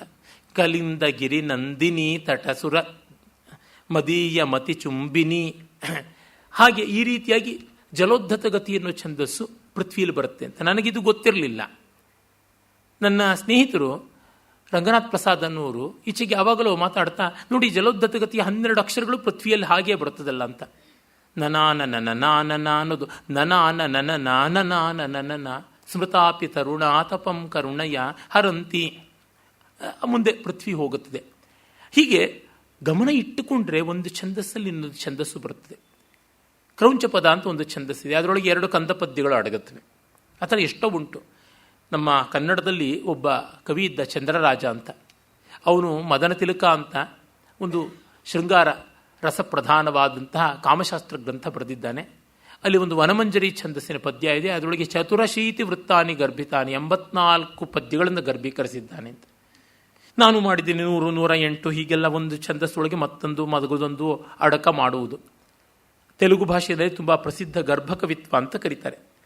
ಅಂದರೆ ಯಾವ ಛಂದಸ್ಸೊಳಗೆ ಯಾವುದು ಅಡಗುತ್ತದೆ. ಒಂದು ಚಂಪಕಮಾಲೆ ಒಳಗೆ ಒಂದು ಕಂದ ಪದ್ಯವನ್ನು ಅಡಗಿಸ್ಬೋದು, ಒಂದು ಉತ್ಪಲ ಮಾಲೆಯಲ್ಲಿ ಒಂದು ಕಂದ ಪದ್ಯವನ್ನು ಅಡಗಿಸ್ಬೋದು. ಹೀಗೆಲ್ಲ ಉಂಟು. ಅವುಗಳಿಂದ ನಮಗೆ ಚಮತ್ಕಾರಗಳನ್ನು ಮಾಡೋಕ್ಕಾಗುತ್ತದೆ. ಇದು ತಿಳ್ಕೊಂಡಿರಬೇಕು ಅಂತನ್ನೋದು. ಹಾಗೆ ಇಂದ್ರವಜ್ರ ಛಂದಸ್ಸು, ಉಪೇಂದ್ರ ವಜ್ರ ಛಂದಸ್ಸಿಗೆ ಒಂದೊಂದು ಅಕ್ಷರಗಳು ಸೇರಿಸೋದ್ರಿಂದ ವಂಶಸ್ಥ ಛಂದಸ್ಸು, ಇಂದ್ರವಂಶ ಛಂದಸ್ಸು ಹೀಗೆಲ್ಲ ಆಗುತ್ತವೆ. ಇಂದ್ರವಂಶ ವಂಶಸ್ಥ ಛಂದಸ್ಸುಗಳ ಮಧ್ಯದಲ್ಲಿ ಒಂದು ಗುರುವನ್ನು 2 ಲಘುವಾಗಿ ಹೊಡೆದರೆ ರುಚಿರ ಛಂದಸ್ಸು ಅನ್ನುವಂಥದ್ದು ಬರುತ್ತದೆ. ಹೀಗೆಲ್ಲ ಉಂಟು. ಶಾರ್ದೂಲಿ ಕ್ರೀಡಿತ ಮತ್ತು ಚಂಪಕಮ, ಉತ್ಪಲಮಾಲ, ಸಗ್ಧರ ಇವುಗಳ ಮೊದಲ ಗುರುಗಳನ್ನೆಲ್ಲ 2 ಲಘುಗಳಾಗಿ ಒಡೆದುಕೊಂಡು ಕನ್ನಡದ ಖ್ಯಾತ ಕರ್ನಾಟಕಗಳಲ್ಲಿ ಒಂದಾಗಿ ಮತ್ತೆ ವಿಕ್ರೀಡಿತ, ಚಂಪಕಮಾಲ, ಮಹಾಸಗ್ಧರ ಅಂತೆಲ್ಲ ಮಾಡಿದ್ದಾರಲ್ಲ, ಈ ಥರದ ಸೂಕ್ಷ್ಮಗಳನ್ನು ಇವನು ತೋರಿಸ್ತಾನೆ. ಇಂಥದ್ದು ಸೂಚನೆಯನ್ನು ಮೊದಲು ಕೊಟ್ಟದ್ದು ಇವನು ಅಂತ ನಾವು ಮೆಚ್ಚಬಹುದು. ಹಾಗೆ 2ನೆಯ ವಿನ್ಯಾಸ ಮುಗಿಯುತ್ತದೆ. 3ನೇ ವಿನ್ಯಾಸದಲ್ಲಿ ವೃತ್ತ ವಿನಿಯೋಗ ಅಂತ ಹೇಳ್ತಾನೆ. ಇದು ಒಂದು ರೀತಿಯಾಗಿ ಚೆನ್ನಾಗಿದೆ. ಇಲ್ಲಿ ಮತ್ತೆ ಸ್ವಲ್ಪ ಎಡವಟ್ಟುಗಳಿವೆ. ಯಾವ ಸನ್ನಿವೇಶಕ್ಕೆ ಯಾವ ಛಂದಸ್ಸು ಕಷ್ಟ ಹೇಳೋದು. ಯಾವ ದಿವಸ ಯಾವ ಅಡುಗೆ ಮಾಡಬೇಕು ಅಂದಂಗೆ ನಿಮ್ಮ ಅನುಕೂಲ, ನಿಮ್ಮ ಸೌಭಾಗ್ಯ, ನಿಮ್ಮ ವಿರಾಮ ಇವೆಲ್ಲ ಸೇರಿಕೊಳ್ಳುತ್ತೆ. ನಿಮ್ಮ ಜೇಬು, ನಿಮ್ಮ ಅಡುಗೆ ಮನೆ ಇತ್ಯಾದಿಗಳೆಲ್ಲ ಅಂತನ್ನುವಂತೆ ಹಾಗೆ ಏನೋ ಒಂದು ಕ್ರಮ ಅಂತ ಇಟ್ಕೊಂಡಿರ್ತೀವಿ. ಅದನ್ನು ಇವನು ಹೇಳ್ತಾನೆ. ಪ್ರಬಂಧಂ ಸುತರಾಂಭಾತಿ ಯಥಾಸ್ಥಾನಂ ನಿವೇಶಿತೈ ನಿರ್ದೋಷೈ ಗುಣಸಂಯುಕ್ತೈ ಸುವೃತ್ತೈ ಮೌಕ್ತಿಕೈರಿವ. ಒಳ್ಳೆ ಮುತ್ತಿನ ಮಾಲೆಯನ್ನು ಹಾಕಿದಂತೆ ತೋರ ಮುತ್ತಿನ ಮಾಲೆ ಗುಣ ಅಂದರೆ ನೂಲಿನಲ್ಲಿ ಪೋಣಿಸಿದಂಥದ್ದು. ಹಾಗೆ ನಿರ್ದೋಷವಾದ ಮುತ್ತುಗಳಲ್ಲಿ ದೋಷ ಇರಬಾರ್ದು. ಅದು ಡೊಂಕಾಗಿರಬಾರ್ದು, ಕಪ್ಪು ಚುಕ್ಕೆ ಇರಬಾರ್ದು, ಸೀಳಿರಬಾರ್ದು, ಹೀಗೆಲ್ಲ ಅಂತೀವಲ್ಲ, ಆ ದೋಷಗಳಿರಬಾರ್ದು. ಛಂದಸ್ಸಲ್ಲಿ ದೋಷ ಇರಬಾರ್ದು. ಗುಣಸಂಯುಕ್ತ ನೂಲಿನಲ್ಲಿ ಪೋಣಿಸಬೇಕು, ಇಲ್ಲದೇ ಮುತ್ತು ಉರುಳಿ ಹೋಗುತ್ತದೆ. ಹಾಗಲ್ಲದೆ ಗುಣಗಳಿಂದ ಕೂಡಿರಬೇಕು ಒಳ್ಳೆ ಕಾವ್ಯ. ಹಾಗಿರುವ ಸುವೃತ್ತೈಹಿ ದುಂಡಾದ ಮುತ್ತುಗಳು ಹೇಗೋ ಹಾಗೆ ಛಂದಸ್ಸುಗಳು ಸರಿಯಾಗಿ ಬಳಕೆ ಆಗಬೇಕು ಅಂತ ಹೇಳಿ ಕಾವ್ಯದಲ್ಲಿ ಬರವಣಿಗೆಯಲ್ಲಿ ಹಲವು ಪ್ರಕಾರ. ಶಾಸ್ತ್ರಂ ಕಾವ್ಯಂ, ಶಾಸ್ತ್ರಕಾವ್ಯಂ, ಕಾವ್ಯಶಾಸ್ತ್ರಂಚ ಭೇದತಃ ಚತುಷ್ಪ್ರಕಾರ ಪ್ರಸರ ಸತಾಂ ಸಾರಸ್ವತೋ ಮತಃ ಅಂತ 4 ಬಗೆಯಲ್ಲಿ ಉಂಟು. ಶಾಸ್ತ್ರ ಕಾವ್ಯ, ಶಾಸ್ತ್ರಕಾವ್ಯ, ಕಾವ್ಯಶಾಸ್ತ್ರ ಅಂತ. ಶಾಸ್ತ್ರ ಅಂತ ನಮಗೆ ಗೊತ್ತೇ ಇದೆ. ಆ ಶಾಸ್ತ್ರ ಬರೀಬೇಕಾದರೆ ನೀವು ಸರಳವಾದ ಅನುಷ್ಠುಪ್ ಛಂದಸ್ನಲ್ಲಿ ಬರೆದರೆ ಸೊಗಸಾಗುತ್ತದೆ, ಇಲ್ಲ ಗದ್ಯದಲ್ಲಿ ಬರೆದರೆ ಸೊಗಸಾಗುತ್ತದೆ. ಕಾವ್ಯಕ್ಕೆ ಬಗೆಬಗೆಯಾದಂಥ ಛಂದಸ್ಸುಗಳನ್ನು, ಬಗೆಬಗೆಯಾದಂಥ ವೃತ್ತಗಳನ್ನು ಬಳಸಿಕೊಂಡು ಬರೀಬೇಕು. ಇನ್ನು ಶಾಸ್ತ್ರಕಾವ್ಯ ಅಂತಂದರೆ ಅದೇನು ಅದನ್ನು ಹೇಳ್ತಾನೆ. ಶಾಸ್ತ್ರಕಾವ್ಯಂ ಚತುರ್ವರ್ಗ ಪ್ರಾಯಂ ಸರ್ವೋಪದೇಶಕೃತ್. ಭಟ್ಟಿ ಭೌಮಕ ಕಾವ್ಯಾದಿ ಕಾವ್ಯಶಾಸ್ತ್ರಂ ಪ್ರಚಕ್ಷತೆ ಅಂತ. ಶಾಸ್ತ್ರಕಾವ್ಯ ಮಹಾಭಾರತ ಇದ್ದಂತೆ ಪುರುಷಾರ್ಥ ಚತುಷ್ಟಯ ಪ್ರಬೋಧಕವಾದದ್ದು. ಇನ್ನು ಕಾವ್ಯಶಾಸ್ತ್ರ ಅನ್ನೋದು ಭಟ್ಟಿ ಬರೆದ ರಾವಣವಧ, ಭೌಮಕ ಬರೆದಂತಹ ಮತ್ತೊಂದು ರಾವಣಾರ್ಜುನ ಅಂತ ಅನ್ನುವ ಕಾವ್ಯ, ವ್ಯಾಕರಣ ಕಾವ್ಯ. ಈ ರೀತಿಯಾಗಿ ಇಲ್ಲೆಲ್ಲ ನಾವು ಈ ಕಾವ್ಯಶಾಸ್ತ್ರ ಅಥವಾ ಶಾಸ್ತ್ರಕಾವ್ಯ ಅನ್ನುವ 2 ಪ್ರಕಾರಗಳಲ್ಲಿ ತುಂಬ ಛಂದಸ್ಸಿನ ಅಬ್ಬರ ಮಾಡೋಕ್ಕೆ ಹೋಗಬಾರ್ದು. ಚಿಕ್ಕ ಚಿಕ್ಕ ಸರಳವಾದ ಛಂದಸ್ಸುಗಳಲ್ಲಿ ಬರೀಬೇಕು. ತತ್ರ ಕೇವಲ ಶಾಸ್ತ್ರೇಪಿ ಕೇಚಿತ್ ಕಾವ್ಯಂ ಪ್ರಯುಂಜತೆ ತಿಕ್ತೌಷಧ ರಸೋದ್ವೇಗೆ ಗುಡಲೇಶಮಿವೋಪರಿ ಅಂತ. ಶುಷ್ಕ ಶಾಸ್ತ್ರದಲ್ಲಿಯೂ ಕೆಲವರು ಕಾವ್ಯತ್ವವನ್ನು ತರ್ತಾರೆ. ಅದು ಕಹಿಯಾದ ಔಷಧಿಗೆ ಬೆಲ್ಲದ ಸವಿ ಇದ್ದಂತೆ ಅಂತ. ವಾಗ್ಭಟನ ಒಂದು ಪದ್ಯವನ್ನು ಉದಾಹರಣೆ ಕೊಡ್ತಾನೆ ಅಷ್ಟಾಂಗ ಹೃದಯದಿಂದ. ಅಷ್ಟಾಂಗ ಹೃದಯದಲ್ಲಿ ಒಂದು ಸೆಕ್ಷನ್, ಒಂದು ಭಾಗವೇ ಇದೆ. ಬಗೆ ಬಗೆಯ ಛಂದಸ್ಸುಗಳಲ್ಲಿ ಸುಂದರವಾದಂಥ ಪದ್ಯಗಳು ಮಾಡಿದ್ದಾನೆ. ಮಧುಮುಖಮಿವ ಸೋತ್ಪಲಂ ಪ್ರಿಯಾಯಾಹ ಕಲರಸನಾ ಪರಿವಾದಿನಿ ಪ್ರಿಯೇವ ಕುಸುಮಚಯ ಮನೋಹರಾಚ ಶಯ್ಯ ಕಿಸಲಯಿ ನೀಲತಿಕೇವ ಪುಷ್ಪಿತಾಗ್ರ ಅಂತ ಒಂದು ಪುಷ್ಪಿತಾಗ್ರ ಛಂದಸ್ಸಲ್ಲಿ ಪದ್ಯ ಬರೆದಿದ್ದಾನೆ. ಅದೊಂದು ಆಯುರ್ವೇದಕ್ಕೆ ಕಲರಸನ ಅನ್ನುವ ಒಂದು ಔಷಧಕ್ಕೆ ಸಂಬಂಧಪಟ್ಟಂಥ ಪದ್ಯ. ಹೀಗೆ ಶಾಸ್ತ್ರದಲ್ಲೂ ಕಾವ್ಯ ತರಬಹುದು. ಶಾಸ್ತ್ರಂ ಕುರ್ಯಾತ್ ಪ್ರಯತ್ನೇನ ಪ್ರಸನ್ನಂ ಪ್ರಸನ್ನಾರ್ಥಮನುಷ್ಠುಭ ಏನ ಸರ್ವೋಪಕಾರಾಯ ಯಾತಿ ಸುಸ್ಪಷ್ಟ ಸೇತುತಾಂ ಅಂತ ತಿಳಿಯಾದ ಛಂದಸ್ನಲ್ಲಿ ಬರೀಬೇಕು ಅನುಷ್ಠುಪ್ನಲ್ಲಿ ಶಾಸ್ತ್ರ ಚೆನ್ನ ಅಂತಂತಾನೆ.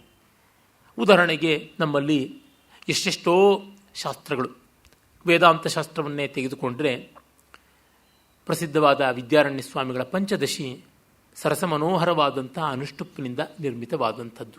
ವಾದರಾಜ ಸ್ವಾಮಿಗಳ ಯುಕ್ತಿ ಮಲ್ಲಿಕಾ ಅನ್ನುವ ದೊಡ್ಡ ಗ್ರಂಥ ಅನುಷ್ಠುಪ್ನಿಂದಲೇ ನಿರ್ಮಿತವಾದಂಥದ್ದು. ಹಾಗೆ ಬೃಹದಾರಣ್ಯಕ ಭಾಷ್ಯವಾರ್ತಿಕ ಅಂತ ಸುರೇಶ್ವರ ಒಂದು ಗ್ರಂಥ, ಅದು ಅನುಷ್ಠುಪ್ ಛಂದಸ್ಸಿನಿಂದಲೇ ನಿರ್ಮಿತವಾದದ್ದು. ಈ ಥರ ಎಷ್ಟೆಷ್ಟೋ ಗ್ರಂಥಗಳು ಅನುಷ್ಠುಪ್ ಶ್ಲೋಕದಿಂದ ನಿರ್ಮಿತವಾಗಿ ಕಾಣಿಸುತ್ತವೆ. ಹಾಗಲ್ಲದೆ ಕಾವ್ಯೇ ರಸಾನು ಸಾರೇಣ ವರ್ಣನಾನುಗುಣೇನ ಚ ಕುರ್ವೀತ ಸರ್ವವೃತ್ತಾನಾಂ ವಿನಿಯೋಗಂ ವಿಭಾಗವಿತ್. ಕಾಳಿದಾಸನಂತಹ ಕಾವ್ಯಗಳಲ್ಲಿ ಯಥೇಷ್ಟವಾದ ಬೇರೆ ಬೇರೆ ಛಂದಸ್ಸುಗಳನ್ನು ಬಳಸಬಹುದು. ಇನ್ನು ಶಾಸ್ತ್ರಕಾವ್ಯೇತಿ ದೀರ್ಘಾಣ ವೃತ್ತಾನಾಂನ ಪ್ರಯೋಜನ. ಶಾಸ್ತ್ರಕಾವ್ಯ ಮಹಾಭಾರತದಂಥದ್ದಲ್ಲಿ ತುಂಬ ದೊಡ್ಡ ದೊಡ್ಡ ಛಂದಸ್ಸುಗಳು ಬಳಸಬಾರದು. ಇನ್ನು ಕಾವ್ಯಶಾಸ್ತ್ರೇಪಿ ವೃತ್ತಾನಿ ರಸಾಯತ್ತಾನಿ ಕಾವ್ಯವಿತ್. ಇನ್ನು ಭಟ್ಟಿಯ ರಾವಣವಧ ಅಂತದೊಳಗೆ ಅವನು ಇದು ಸರ್ಗಾಂತದಕ್ಕೆ ಪುಷ್ಪಿತಾಗ್ರ ಆ ಥರದ್ದು ಬಳಸ್ತಾನೆ, ಸರ್ಗದ ಮಧ್ಯದಲ್ಲಿ ಉಪಜಾತಿಯನ್ನು ಬಳಸ್ತಾನೆ, ವಂಶಸ್ಥವನ್ನು ಬಳಸ್ತಾನೆ. ಹೀಗೆ ಹಾಗೆ ಮಾಡಬಹುದು ಅಂತ ಕವಿ ಹೇಳ್ತಾನೆ ಕ್ಷೇಮೇಂದ್ರ. ಅದು ಒಪ್ಪುವಂತೆ ಇದೆ. ಮತ್ತೆ ಅವನೊಂದು ಹೇಳ್ತಾನೆ, ನಾನಾವೃತ್ತ ವಿಶೇಷಾಸ್ತು ಕವೇ ಶಸ್ತಸ್ಯ ಶಾಸನಾತ್ ಯಾಂತಿ ಪ್ರಭೋರ್ ಇವ ಅತ್ಯಂತಂ ಅಯೋಗ್ಯ ಅಪಿ ಯೋಗ್ಯತಾಂ. ಒಳ್ಳೆ ಕವಿ ಯಾವ ಛಂದಸ್ನಲ್ಲೂ ಒಳ್ಳೆ ಕೆಲಸ ತೆಗೆಯಬಲ್ಲ, ಒಳ್ಳೆ ಯಜಮಾನ ಎಂಥ ಸೇವಕನ ಕೈನಲ್ಲೂ ಒಳ್ಳೆ ಕೆಲಸ ತೆಗೆಯುವಂತೆ ಅಂತ. ನಿಜ, ಸಾಮರ್ಥ್ಯ ಇದ್ದರೆ ಸರ್ವಂ ಬಲವತಾಂ ಪಥ್ಯಂ ಹೇಳ್ತಾರಲ್ಲ. ಅಮಂತ್ರಮಕ್ಷರಂ ನಾಸ್ತಿ ನಾಸ್ತಿ ಮೂಲ ಮನೌಷಧಂ ಅಯೋಗ್ಯ ಪುರುಷೋ ನಾಸ್ತಿ ಯೋಜಕಸ್ತತ್ರ ದುರ್ಲಭ ಅಂತ. ಮಾತು ಮಂತ್ರವಾಗದ ಮಾತಿಲ್ಲ, ಔಷಧವಾಗದ ಬೇರಿಲ್ಲ, ಯೋಗ್ಯನಲ್ಲದ ವ್ಯಕ್ತಿ ಇಲ್ಲ. ಆದರೆ ಅವರನ್ನು ವ್ಯವಸ್ಥೆ ಮಾಡಿಕೊಡೋರು, ಅದನ್ನು ಯೋಜಿಸುವವರು ಬಹಳ ವಿರಳ ಅಂತ. ಹಾಗೆ ಅವನು ಹೇಳ್ತಾನೆ, ಗೋಗ್ರಹಣ ಕಾಲದಲ್ಲಿ ಉಗ್ರಗ್ರೋಗ್ರಹ ಸಂಗ್ರಾಮೇ ತತ್ಕಾಲ ಸದಶೋಪಮಾಹ ದೃಷ್ಟಾಸ್ತಯೇವ ವೀರಾಟೇ ತಯೇವ ಅಶ್ವಾ ಕಿರೀಟಿನಃ. ಉತ್ತರ ಕುಮಾರನ ರಥದಲ್ಲಿಯೇ ಕೂತ್ಕೊಂಡು ಅರ್ಜುನ ಇಡೀ ಕುರುಸೇನೆಯನ್ನು ಗೆದ್ದನಲ್ಲ, ಅದು ಹೇಗಾಯಿತು? ಪರಿಕರಗಳಲ್ಲ, ಕ್ರಿಯಾ ಸಿದ್ಧಿ ಸತ್ವೇ ಭವತಿ ಮಹತಾಂ ನೋಪಕರಣೆ ಅನ್ನೋ ಮಾತನ್ನು ಕೇಳಿದ್ದೀವಲ್ಲ, ಆ ರೀತಿಯಾಗಿ ಅಂತಾನೆ. ತಥಾಪಿ ವ್ಯವಸ್ಥಾ ಸದೃಶೈ ಸಾಧುಶಬ್ದ ಪದಸ್ಥಿತಾ ಸುವೃತ್ತೈರೇವ ಶೋಭಂತೆ ಪ್ರಬಂಧ ಸಜ್ಜನ ಇವ. ಆದರೂ ಒಳ್ಳೆ ಕಾವ್ಯದಲ್ಲಿ ಸಜ್ಜನರು ಹೇಗೋ ಹಾಗೆ ಒಳ್ಳೆ ರೀತಿಯ ಛಂದಸ್ಸುಗಳಿರಬೇಕು. ಸಾಧು ಶಬ್ದ ಪದಸ್ಥಿತ, ಒಳ್ಳೆ ವ್ಯಾಕರಣ ಶುದ್ಧವಾದ ಪದಗಳಿರಬೇಕು. ಸಾಧು ಅನ್ನುವ ಶಬ್ದಕ್ಕೆ ಅರ್ಹರಾದಂಥವರು ಸಜ್ಜನರು. ಸುವೃತ್ತೈ ಒಳ್ಳೆಯ ನಡವಳಿಕೆಯವರಾಗಿರಬೇಕು, ಒಳ್ಳೆಯ ಛಂದಸ್ಸುಗಳು ಅಂತ ಶ್ಲೇಷ. ಹೀಗೆ ಅವನು ಹೇಳ್ತಾ ಬರ್ತಾನೆ. ಆಮೇಲೆ ಅವನು ಹೇಳ್ತಾನೆ, ಯಾವುದೇ ಒಂದು ಕಾವ್ಯದ ಆರಂಭವನ್ನು ಸರಳವಾದ ಛಂದಸ್ಸಿಂದ ಮಾಡಿ ಓದುಗರಿಗೆ ಒಂದು ತೊಡಗಿಕೊಳ್ಳುವಿಕೆ ಬರುತ್ತದೆ. ಆರಂಭೆ ಸರ್ಗಬಂಧಸ್ಯ ಕಥಾ ವಿಸ್ತರ ಸಂಗ್ರಹೆ ಶಮೋಪದೇಶ ವೃತ್ತಾಂತೆ ಸಂತಶಂಸಂತ್ಯನುಷ್ಠುಭಂ ಅಂತ ಅನುಷ್ಠುಪ್ ಛಂದಸ್ಸಿನಿಂದ ಆರಂಭ ಮಾಡಿ. ಹೇಗೆ ಕಾಳಿದಾಸನೇ ರಘುವಂಶವನ್ನು ಮಾಡಿದ್ದಾನೆ. ವಾಗರ್ಥಾವ್ಯವ ಸಂಪೃಕ್ತೋ ವಾಗರ್ಥ ಪ್ರತಿಪತ್ತಯೇ ಅಂತ ಇವನು ಭರ್ತೃಮೇಂಟನ ಹಯಗ್ರೀವವಧ ಕಾವ್ಯದ ಉದಾಹರಣೆ ಕೊಡ್ತಾನೆ. ಆಸೀದ್ ದೈತ್ಯೋ ಹಯಗ್ರೀವ ಸುಹೃತ್ವೇಶ್ಮಸು ಯಸ್ಯತಾ ಪ್ರಥಯಂತಿ ಬಲಂ ಬಾಹ್ವೋ ಸಿತಚ್ಛತ್ರಸ್ಮಿತಾಶ್ರಿಯ ಅಂತ. ಆ ರಾಕ್ಷಸ ಇದ್ದ ಹಯಗ್ರೀವ, ಅವನ ಮನೆಯಲ್ಲಿ ಬೆಳ್ಗೊಡೆಗಳು ನೋಡಿದ್ರೆ ಹೇಗೆ ಕೇಕೆ ಹಾಕಿ ನಗ್ತಾ ಇರುವಂತೆ ಕಾಣಿಸ್ತಾ ಇತ್ತು. ಐಶ್ವರ್ಯವನ್ನು ಎಲ್ಲ ಕಡೆಯಲ್ಲೂ ಹಬ್ಬಿಸಿಕೊಂಡು, ಪರಾಕ್ರಮವನ್ನು ಎಲ್ಲ ಕಡೆಯಲ್ಲೂ ಬಿಂಬಿಸಿಕೊಂಡು ಬೆಳಗೊಡೆಗಳ ರೂಪದಲ್ಲಿ ಅವನ ನೆಲೆ ನಗೆ ಆಡುವಂತೆ ಕಾಣಿಸ್ತಾ ಇತ್ತು ಅಂತ ಪದ್ಯದ ತಾತ್ಪರ್ಯ. ಹಾಗೆ ಉಪದೇಶ ಮಾಡುವಾಗ ಅನುಷ್ಠುಪ್ ಚೆನ್ನ ಅಂತ. ನೀವು ನೋಡಿ, ಒಳ್ಳೆ ಸುಭಾಷಿತ ನಮ್ಮ ಮನಸ್ಸಿನಲ್ಲಿ ಮರೆಯದೆ ಉಳಿತಕ್ಕಂಥದ್ದಕ್ಕೆ ಅನುಷ್ಠುಪ್ ಅನ್ನೋದು ಇರಬೇಕಾಗುತ್ತದೆ. ಎಷ್ಟು ಒಳ್ಳೆಯ ಸುಭಾಷಿತಗಳು, ಎಷ್ಟು ಲಕ್ಷ ಸಂಖ್ಯೆಯಲ್ಲಿ ಅನುಷ್ಠುಪ್ನಲ್ಲಿವೆ. ಸುಭಾಷಿತದ ಬಗ್ಗೆನೇ ಒಂದು ಸುಭಾಷಿತ ಉಂಟು. ಸುಭಾಷಿತಮಯದ್ರವ್ಯ ಸಂಗ್ರಹನ್ನ ಕರೋತಿಯ ಸತು ಪ್ರಸ್ತಾವ ಯಜ್ಞೇಶು ದಕ್ಷಿಣಾಂ ಕಾಂ ಪ್ರಯಚ್ಛತಿ. ಒಳ್ಳೆಯ ಸುಭಾಷಿತ ಅನ್ನುವ ಸಂಪತ್ತಿಯನ್ನು ಸಂಗ್ರಹ ಮಾಡಿಕೊಳ್ಳದೇ ಇದ್ದರೆ ಸಂವಾದ ಅನ್ನುವ ಯಜ್ಞದಲ್ಲಿ ಯಾವುದನ್ನು ದಕ್ಷಿಣೆಯಾಗಿ ಕೊಡ್ತಾನೆ ಅಂತ ಹೇಳುವ ಪಂಚತಂತ್ರದ ಮಾತು ಎಷ್ಟು ಚೆನ್ನಾಗಿರ್ತಕ್ಕಂಥದ್ದು. ಮತ್ತು ಈ ಮಾತಿನ ಸೊಗಸು ಎಂಥದ್ದು, ಒಳ್ಳೆಯ ಮಾತುಗಳು ಖರ್ಚು ಮಾಡಿದಷ್ಟು ಬೆಳೀತಾ ಹೋಗುತ್ತವೆ. ಅಪೂರ್ವ ಕೋಶೋಯಂ ವಿದ್ಯತೆ ತವ ಭಾರತಿ ಕ್ಷಯತೋ ವ್ಯಯತೋ ವೃದ್ಧಿಮಾಯಾತಿ ಕ್ಷಯಂ ಯಾತಿ ಚ ಸಂಚಯಾತ್. ಅಮ್ಮ ಸರಸ್ವತಿ, ನಿನ್ನ ಬೊಕ್ಕಸದ ಬಗೆಯೇ ಬೆರಗು, ಖರ್ಚು ಮಾಡಿದಷ್ಟು ತುಂಬುತ್ತದೆ, ಹಾಗೆ ಉಳಿಸಿಕೊಂಡಷ್ಟು ಖಾಲಿಯಾಗುತ್ತದೆ ಅಂತ. ನಾವು ಜ್ಞಾಪಿಸಿಕೊಳ್ಳದೇ ಇದ್ದರೆ ಅವುಗಳು ಎಲ್ಲಿ ಮತ್ತೆ ನೆನಪಿನಲ್ಲಿ ಉಳಿಯುವಂಥದ್ದು, ಮತ್ತೆ ಮತ್ತೆ ಮರುಕಳಿಸಿಕೊಳ್ತಾ ಇರಬೇಕು. ಹಾಡ್ತಾ ಹಾಡ್ತಾ ರಾಗ ಅಂತೀವಲ್ಲ, ಆ ರೀತಿಯಲ್ಲಿ. ಹಾಗೆ ಉಪದೇಶಕ್ಕೆ ಅನುಷ್ಠುಪ್ಪು ಚೆನ್ನ ಅಂತ ಹೇಳ್ತಾನೆ. ಶೃಂಗಾರ ಆಲಂಬನೋದಾರ ನಾಯಕಾರೂಪವರ್ಣನಂ ವಸಂತಾದಿ ತದಂಗಂ ಸಚ್ಛಾಯಾಂ ಉಪಜಾತಿಭಿ. ಶೃಂಗಾರಾದಿಗಳಿಗೆ ವಸಂತ ತಿಲಕವನ್ನು ಬಳಸಿ ಅಂತಾನೆ.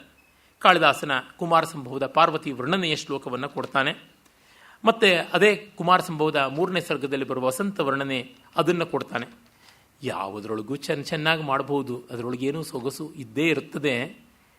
ಛಂದಸ್ಸುಗಳ ರಸ ಸಂಬಂಧ ಹೇಗೆ ಅಂದರೆ ಓಜಸ್ಸು ಪ್ರಸಾದ ಮಾಧುರ್ಯ ಅನ್ನುವ ಈ ಕಾವ್ಯ ಗುಣಗಳನ್ನಿಟ್ಟುಕೊಂಡು ಧೃತಿ ಪ್ರಧಾನವಾದ ಮಾಧುರ್ಯ, ದೀಪ್ತಿ ಪ್ರಧಾನವಾದ ಓಜಸ್ಸು, ವಿಕಾಸ ಪ್ರಧಾನವಾದ ಪ್ರಸಾದ ಅನ್ನುವ 3 ಗುಣಗಳಿಗೆ ಅನ್ವಿತ ಮಾಡಿಕೊಳ್ಳಬೇಕು ಅಂತ ಬೇರೆ ಕಡೆಯೆಲ್ಲ ಬರೆದದುಂಟು ನಾನು. ಹಾಗಾಗಿ ಇಲ್ಲಿ ಅದರ ವಿಸ್ತರಿಸಬೇಕಾಗಿಲ್ಲ.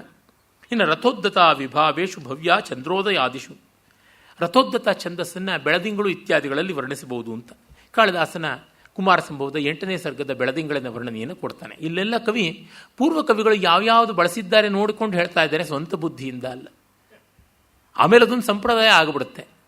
ಎಲ್ಲಿವರೆಗೂ ಆಗುತ್ತದೆ ಅಂದರೆ, ನಮ್ಮ ಜನ ಮೊದಲು ಆರಂಭಕ್ಕೆ ಹಂಸಧ್ವನಿ ನುಡಿಸಿಬಿಡಬೇಕು ಅಂತ. ಹಂಸಧ್ವನಿ ಮಾಡಿದ್ರೆ ಗಣಪತಿ ಸ್ತೋತ್ರ ಅಂತ. ಹಂಸಧ್ವನಿ ರಾಗಕ್ಕೂ ಗಣಪತಿಗೂ ವಾತಾಪಿ ಗಣಪತಿ ಭಜೆ ಬಿಟ್ಟು ಇನ್ಯಾವ ಸಂಬಂಧವೂ ಇಲ್ಲ. ಗಣಪತಿ ಪ್ರಾರ್ಥನೆ ಇಲ್ಲದೆ ಮಾಡಿಬಿಟ್ರಲ್ಲ ಸಂಗೀತ ಕಚೇರಿಯನ್ನು ಅಂದರೆ, ಹಾಡಿದ್ವಲ್ಲ ನಾವು ಹಂಸಧ್ವನಿನಲ್ಲಿ ಹಾಡಿದ್ವಿ ವರ್ಣ ನೋಡಿ ಅಂತ. ಅಂದರೆ ರಾಗಕ್ಕೂ ಅಲ್ಲಿಯ ದೇವತಾಸ್ತುತಿಗೂ ಸಂಬಂಧ ಇಲ್ಲ. ಆದರೆ ಅದು ಹೇಗೋ ನಮಗೊಂದು ಕಂಡೀಷನಿಂಗ್ ಬಂದಿದೆ, ಅದಕ್ಕೆ ತರ್ಕ ಇಲ್ಲ.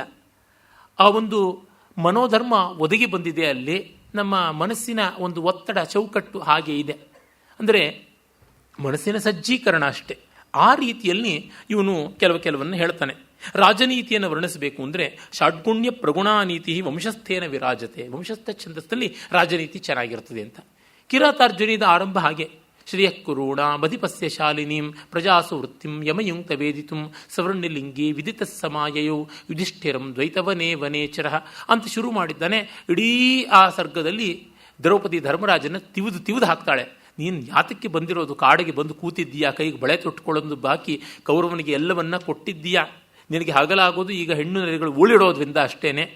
ನಿನ್ನ ತಮ್ಮಂದ್ರೆಲ್ಲ ದರಕಲ್ ನೆಲದ ಮೇಲೆ ಮಲ್ಕೊಂಡಿದ್ದಾರೆ, ಹೊಟ್ಟೆಗಿಲ್ಲದೆ ಒದ್ದಾಡ್ತಾ ಇದ್ದಾರೆ, ಇದೆಂಥದ್ದಿದು ಅಂತೆಲ್ಲ ಅವನನ್ನು ದಬಾಯಿಸಿ ಬೈತಾಳೆ. ಹಾಗಾಗಿ ಅವನು ರಾಜನೀತಿಗೆ ಅಂತ ಹೇಳ್ದ. ಪಾರ್ವತಿಯ ತಪಸ್ಸಿನ ವರ್ಣನೆಯನ್ನು ಕಾಳಿದಾಸ ವಂಶಸ್ಥದಲ್ಲಿ ಮಾಡಿದ್ದಾನೆ. ಶಿವ ಪರೀಕ್ಷೆ ಮಾಡೋದಕ್ಕೆ ವಟರೂಪದಿಂದ ಬರುವ ಸಂವಾದವನ್ನು ವರ್ಣಿಸಿದ್ದಾನೆ. ಹಾಗೆ ದಿಲೀಪನ ಪತ್ನಿ ಸುದಕ್ಷಿಣೆಯ ಗರ್ಭಾವಸ್ಥೆಯನ್ನು ಅವನು ವಂಶಸ್ಥದಲ್ಲಿ ವರ್ಣಿಸ್ತಾನೆ. ಮತ್ತೆ ರಘುವಿನ ಒಂದು ಇಂದ್ರನ ಜೊತೆಗಿನ ಸಂಗ್ರಾಮವನ್ನು ಅದರೊಳಗೆ ವರ್ಣಿಸ್ತಾನೆ. ಯಾವುದ್ರೊಳಗೂ ಮಾಡ್ಬೋದು. ಅದೇ ಭಾರವೀನೇ ಈ ಒಂದು ವಂಶಸ್ಥ ಛಂದಸ್ಸಿನಲ್ಲಿ ಜಲಕ್ರೀಡೆಯನ್ನು ವರ್ಣನೆ ಮಾಡಿದ್ದಾನೆ 8ನೇ ಸರ್ಗದಲ್ಲಿ. ಅದಕ್ಕೇನು ಮಾಡೋಣ ನಾವು? ಹೀಗಾಗಿ ಇಲ್ಲೆಲ್ಲ ಅಂತಹ ವಿವೇಕ ಇಲ್ಲ. ವಸಂತ ತಿಲಕಂ ಭಾತಿ ಸಂಕರೇ ವೀರರೌದ್ರಯೋ ಕುರ್ಯಾತ್ ಸರ್ಗಸ್ಯ ಪರ್ಯಂತೆ ಮಾಲಿನೀಂ ದ್ರುತ ತಾಳವತ್. ವೀರರೌದ್ರಾದಿ ರಸಗಳಿಗೆ ವಸಂತ ಒದಗಿ ಬರುತ್ತದೆ. ಚೆನ್ನಾಗಿದೆ. ರತ್ನಾಕರನನ್ನೇ ಕೊಡ್ತಾನೆ ಉದಾಹರಣೆಯಾಗಿ. ಜೃಂಭಾ ವಿಕಾಸಿತ ಮುಖಂ ನ ಕದರ್ಪಣಾಸ್ತ್ರಮಾವಿಷ್ಕೃತ ಪ್ರತಿಮುಖಂ ಗುರುರೋಷ ಗರ್ಭಂ ರೂಪಂ ಪುನಾತು ಜನಿತಾರಿ ಚಮೋ ವಿಮರ್ಶ ಮುದ್ವೃತ್ತ ದೈತ್ಯವಧ ನಿರ್ವಹಣಂ ಹರೇರ್ವಹ ಅಂತ ಸೊಗಸಾಗಿದೆ. ಶಂಚದ್ಭುಜ ಭ್ರಮಿತ ಚಂಡ ಗದಾಭಿಘಾತಂ ಸಂಚೂರ್ಣಿತೋರ್ಯುಗಲಂತು ಸುಯೋಧನಸ್ಯ ತ್ಯಾನಾವನದ್ಧಗನ ಶೋಣಿತ ಶೋಣ ಉತ್ತಮ ಸಹಿಷ್ಯತಿ ಕಚಾಂಸ್ತವದೇವಿ ಭೀಮ. ಸೊಗಸಾಗಿದೆ. ಹಾಗೆ ಮಾಡಬಹುದು. ಶೃಂಗಾರವೂ ವರ್ಣಿಸಬಹುದು. ಬೇಕಾದಷ್ಟು ಕೋಪಸ್ತ್ವಯ ಹೃದಯ ಕೃತೋ ಯದೆ ಪಕ್ಷ್ಮಲಾಕ್ಷಿ ಸೋಸ್ತು ಪ್ರಿಯಸ್ತವ ಕಿಮತ್ರ ವಿಧೇಯ ಮನ್ಯತೆ ಮಯ್ಯಂ ಸಮರ್ಪಯ ಮದರ್ಪಿತ ಪೂರ್ವಮುಚ್ಚಯ ರಾಶ್ಲೇಷ ಮರ್ಪಯ ಮದರ್ಪಿತ ಶುಂಭನಾನಿ ಅಂತ ಅಮೃಕ್ಷತಕದಲ್ಲಿ ಇದೆ. ತೊಂದರೆ ಇಲ್ಲ. ರಸ ಅನ್ನೋದು ಮುಖ್ಯ. ಭಾವಗರ್ಭಿತವಾಗಿ ಸ್ವಾರಸ್ಯಕಾರಿಯಾಗಿ ಇರಬೇಕು ಪದ್ಯ. ಅರೆ ಸರ್ಗಾಂತಕ್ಕೆ ಮಾಲಿನಿ ಚೆನ್ನ ಅಂತಾನೆ. ಅದಕ್ಕೂ ಕಾಳಿದಾಸನ್ನೇ ಕೊಡ್ತಾನೆ ಉದಾಹರಣೆ. ಮೊದಲನೇ ಸರ್ಗದ ಕೊನೆಯಲ್ಲಿ ಕುಮಾರ ಸಂಭವದಲ್ಲಿ ಅವಚಿತ ಬಲಿ ಪುಷ್ಪ ಪೇದಿ ಸಂಮಾರ್ಗ ದಕ್ಷ ನೇಮ ವಿಧಿ ಜಲಾನಾಂ ಬರ್ಹಿಷಾಂ ಚೋಪನೇತ್ರಿ ಗಿರಿಶಮುಪಚಚಾರ ಪ್ರತ್ಯಹಂಸ ಸುಕೇಶಿ ನಿಯಮಿತ ಪರಿಖೇದ ತಚ್ಚಿರಶ್ಚಂದ್ರಪಾದೈ ಅಂತ ಪಾರ್ವತಿ ಶಿವನಿಗೆ ಪರಿಚರ್ಯೆ ಮಾಡ್ತಾ ಇರುವಾಗ ಶಿವ ತಿರುಗಿ ನೋಡ್ತಾ ಇರಲಿಲ್ಲ, ತಪಸ್ಸಿನಲ್ಲಿದ್ದ. ಅವಳಿಗೆ ಬಳಲಿಕೆ ಆದರೆ ಅವನ ತಲೆಯ ಮೇಲಿರುವ ಚಂದ್ರಕಾಂತಿಯ ಶೈತ್ಯದಿಂದ ಅವಳಿಗೆ ಬೆವತ ಮುಖ ಮತ್ತೆ ಪ್ರಫುಲ್ಲವಾಗ್ತಾ ಇತ್ತು ಅನ್ನುವ ಮಾತನ್ನು ಕವಿ ಹೇಳ್ತಾನೆ. ಈ ಭಾವ ಚೆನ್ನಾಗಿದೆ. ಸರ್ಗಾಂತಕ್ಕೆ ಮಾಲಿನಿ ಬಳಸೋದು ಅಂತ ಒಂದು ಸಂಪ್ರದಾಯವಾಯಿತು. ಸಂಗೀತ ಕಚೇರಿಯ ಕೊನೆಗೆ ಮಧ್ಯಮಾವತಿ ಹಾಡಬೇಕು ಅಂತ, ಈಚೆಗೆ ಹಿಂದೂಸ್ತಾನಿ ಪ್ರಭಾವದಿಂದ ಸಿಂಧು ಭೈರವಿ ಹಾಡಬೇಕು ಅಂತ. ಅದರೊಳಗೆ ಇನ್ನು ಯಾವ ಸಂಗೀತ ಶಾಸ್ತ್ರ ರಹಸ್ಯವೂ ಇಲ್ಲ. ಏನೋ ನೆಮ್ಮದಿ ಕೊಡುವಂಥದ್ದು, ಗಲಾಟೆ ಹೆಚ್ಚಿಲ್ಲ ಅಂತ ಸಾಮಾನ್ಯ ಬಂದಿರಬಹುದು. ಅದರೊಳಗೂ ಗಲಾಟೆ ಮಾಡ್ತಕ್ಕಂಥ ಮಹಾನುಭಾವರು ಎಷ್ಟು ಜನ ಇಲ್ಲ. ಹಾಗೆಲ್ಲ ಉಂಟು. ಎಸ್ ವಿ ಪರಮೇಶ್ವರ ಭಟ್ರು ಬರೀತಾರಲ್ಲ ಚಿತ್ರಪಥಿಯಲ್ಲಿ, ಯಾರೋ ಸಂಗೀತಗಾರ ಇನ್ನೇನು ಹಾಡಲಿ ಅಂತ ಕೇಳ್ತಾ ಇದ್ದಂತೆ. ಎಲ್ಲರೂ ಒಕ್ಕೊರಲಿಂದಲೇ ಕೂಗಿದರೆ ಇನ್ನಾದರೂ ಹಾಡಿ ಮಂಗಳವ ಅಂತಂದ್ರಂತೆ. ನನ್ನ ಭಾಷಣಕ್ಕೂ ನಾನು ಹಾಗೆ ಮಾಡಬೇಕು ಅಂತ ಅನಿಸುತ್ತದೆ. ಸಾಕ್ಷೇಪ ಕ್ರೋಧ ಧಿಕ್ಕಾರೇ ವರಂ ಪೃಥ್ವಿ ಭರಕ್ಷಮ, ದಬಾಯಿಸೋದಕ್ಕೆ ಪೃಥ್ವಿ ಛಂದಸ್ಸು ಚೆನ್ನ ಅಂತ. ಒಂದು ರೀತಿ ಉತ್ಸಾಹಶಾಲಿಯಾಗಿದೆ ಛಂದಸ್ಸು, ಗೋಳಿಗೆ ಚಲನ ಅಲ್ಲ, ಅದು ಗೋಳಿಗಲ್ಲ ಅಂತ ಅಷ್ಟು ಮಟ್ಟಿಗೆ ಒಪ್ಪಬಹುದು. ಪ್ರಾವೃಟ್ ಪ್ರವಾಸ ವ್ಯಸನೆ ಮಂದಾಕ್ರಾಂತ ವಿರಾಜತೆ ಅಂತ ಹೇಳ್ತಾನೆ. ಮಳೆಗಾಲದ ವಿಯೋಗವನ್ನು ವರ್ಣಿಸೋಕ್ಕೆ ಮಂದಾಕ್ರಾಂತ. ಮೇಘದೂತವನ್ನು ನೋಡಿಕೊಂಡು ಹೇಳ್ತಿದ್ದಾನೆ. ಕಾಳಿದಾಸ ಮೇಘದೂತದಲ್ಲಿ ಇನ್ಯಾವುದೋ ಛಂದಸ್ಸು ಬಳಸಿದ್ರೆ ಅದನ್ನೇ ಹೇಳ್ತಾ ಇದ್ದ. ಹೀಗಾಗಿ ಇದು ಗೆದ್ದೆತ್ತಿನ ಬಾಲ, ಚೆನ್ನಾಗಿದೆ ಛಂದಸ್ಸು, ಭಾವ ಇದೆ. ಇನ್ನು ಹಾಗೆ ಅವನು ಶೌರ್ಯಸ್ತವೇ ನೃಪಾದೀನಾಂ ಶಾರ್ದೂಲ ಕ್ರೀಡಿತಂ ಮತಂ ಅಂತಾನೆ. ಮಹಾರಾಜರ ಕೀರ್ತಿ ಪರಾಕ್ರಮಗಳನ್ನು ಕೊಂಡಾಡೋಕ್ಕೆ ಶಾರ್ದೂಲ ಕ್ರೀಡಿತ ಅಂತ. ತಾತ್ಪರ್ಯದಿಂದ ಬೊಂಬಾಸ್ಟಿಕ್ ಅಂತೀವಲ್ಲ, ಉಜ್ವಲವಾದದ್ದು, ಭವ್ಯವಾದದ್ದಕ್ಕೆ ಚೆನ್ನ. ಸಾವೇಗ ಪವನಾದೀನಾಂ ವರ್ಣನೆ ಸಗ್ಧರ ಮತ, ಬಿರುಗಾಳಿ ಬೀಸೋದಕ್ಕೆಲ್ಲ ಸಗ್ಧರ ಅಂತಂದ. ಅದು ಒಂಥರ ಒಪ್ಪಬಹುದಾದದ್ದು. ಅದೇ ರೀತಿ ಅವನು ಮುಂದೆ ಕೆಲವು ಛಂದಸ್ಸುಗಳನ್ನು ಚೆನ್ನಾಗಿ ಬಳಸ್ತಾರೆ ಅಂತ ಹೇಳ್ತಾನೆ. ದೋದಕ ತೋಟಕ ನರ್ಕುಟ ಯುಕ್ತಂ ಮುಕ್ತಕಮೇವ ವಿರಾಜತಿ ಸೂಕ್ತಂ ನಿರ್ವಿಷಯಸ್ತು ರಸಾದಿಷು ತೇಷಾಂ ನಿರ್ನಿಯಮಶ್ಚ ಸದಾ ವಿನಿಯೋಗ. ದೋದಕ ತೋಟಕ ಈ ಥರ ಲಯಾನ್ವಿತವಾದ ಛಂದಸ್ಸುಗಳನ್ನೆಲ್ಲ ಮುಕ್ತಕವಾಗಿ ಬರೀಬೇಕು. ಉದ್ದಕ್ಕೆ ಒಂದು ಸರ್ಗ ಇಡೀ ಬರೆದ್ರೆ ಮೊಳೆ ಹೊಡೆದಂಗೆ, ಸುತ್ತಿಗೆಯಲ್ಲಿ ಬಡದಂಗೆ ಕರ್ಕಶವಾಗಿ ಕೇಳಿಸುತ್ತದೆ, ಚೆನ್ನಾಗಿರೋಲ್ಲ ಅಂತಂತಾನೆ. ಒಪ್ಪಬಹುದಾದದ್ದು. ಮಮ್ಮಟ ಕೂಡ ಅದನ್ನು ಮುಂದೆ ಹೇಳ್ತಾನೆ. ಇನ್ನು ಕೆಲವು ಕವಿಗಳಿಗೆ ಕೆಲವು ಛಂದಸ್ಸುಗಳು ಮಾತ್ರ ಒದಗಿರುತ್ತವೆ. ಏಕಸ್ಮಿನ್ನೇವ ಏರ್ವೃತ್ತೈ ಕೃತೋ ದ್ವಿತ್ರೇಷು ಆಶ್ರಮ ನನಾಮ ವಿನಿಯೋಗಾರ್ಹಾಹ ತೇ ದರಿದ್ರ ಇವೋತ್ಸವೆ. ಅವರು ಬಡವರು ಜಾತ್ರೆಗೆ ಬಂದಂಗೆ ಆಗುತ್ತೆ, ಅವರು ಪಾಡು ಬಗೆಬಗೆ ಛಂದಸ್ಸುಗಳಿರಬೇಕು ಅಂತ ತೆಲುಗಿನ ಅವಧಾನಿಗಳಿಗೆ ಆ ಮಾತು ಹೇಳಬೇಕು. ಪಾಪ 3/4 ಛಂದಸ್ಸು ಬಿಟ್ಟು ಆಚೆಗೆ ಹೋಗೋದೇನೇ ಇಲ್ಲ, ಸಾಕು ಬಡ್ದು ಹೋಗ್ಬಿಡುತ್ತೆ. ವೈವಿಧ್ಯ ಬೇಕು, ಚೇಂಜ್ ಇಲ್ಲದೆ ಇದ್ದರೆ ಹೇಗೆ? ಬರೀ ಬಂದ ಇಟ್ಕೊಂಡು ಏನು ಮಾಡೋಣ ಬದುಕಿನಲ್ಲಿ? ವೃತ್ತೇ ಯಸ್ಯ ಭವೇದ್ಯಸ್ಮಿನ್ ಅಭ್ಯಾಸೇನ ಪ್ರಗಲ್ಭತ ನತ ಸತೈನೈವ ವಿಶೇಷೇಣ ಸ್ವಸಂದರ್ಭಂ ಪ್ರದರ್ಶಿಯೇತ್. ಹಾಗೆ ಇನ್ನೂ ಒಂದು ಆಲ್ಟರ್ನೇಟಿವ್ ಹೇಳ್ತಾನೆ. ಯಾರಿಗೆ ಯಾವುದರೊಳಗೆ ಹತೋಟಿ ಇರ್ತೋ ಅದರೊಳಗೆ ಮಾಡಬೇಕು ಅಂತ. ಅದು ನಿಜವೇ ಹೌದು. ಕೆಲವರಿಗೆ ಕೆಲವು ತಿಂಡಿ ಮಾಡಿ ಗೊತ್ತಿರುತ್ತದೆ. ಪಾಟ್ಲಕ್ ಅನ್ನುವಂಥ ಯಾವ ಕಿಟ್ಟಿ ಪಾರ್ಟಿನಲ್ಲೂ ಅವರು ಅದನ್ನೇ ಮಾಡ್ಕೊಂಡು ಬರ್ತಾರೆ. ಮೊಸರನ್ವೋ ವಾಂಗಿ ಬಾತೋ ಬಿಸಿ ಬೆಳೆಯೋ ಯಾವುದೋ ಒಂದು ಅದೇ ಮಾಡ್ತಾರೆ. ಪಾಪ ಅಭ್ಯಾಸ ಇಲ್ಲದಕ್ಕೆ ಕೈ ಹಾಕಿಬಿಟ್ಟಿದ್ರೂ ಯಾತಕ್ಕೆ ಅವಲಕ್ಷಣ ಅಂತ ಅನಿಸ್ಕೊಳ್ಬೇಕು ಅಂತ. ಹಾಗೆ ನಮಗೆ ಒದಗಿ ಬಂದಿದ್ದರೊಳಗೆ ಮಾಡೋಣ ಅಂತ. ಏಕವೃತ್ತಾದರ ಪ್ರಾಯ ಪೂರ್ವೇಶಾಮಪಿ ದೃಶ್ಯತೆ ತತ್ರೈವಾತಿ ಚಮತ್ಕಾರಾತ್ ಅನ್ಯತ್ರಾರಬ್ಧ ಪೂರ್ಣಾತ್.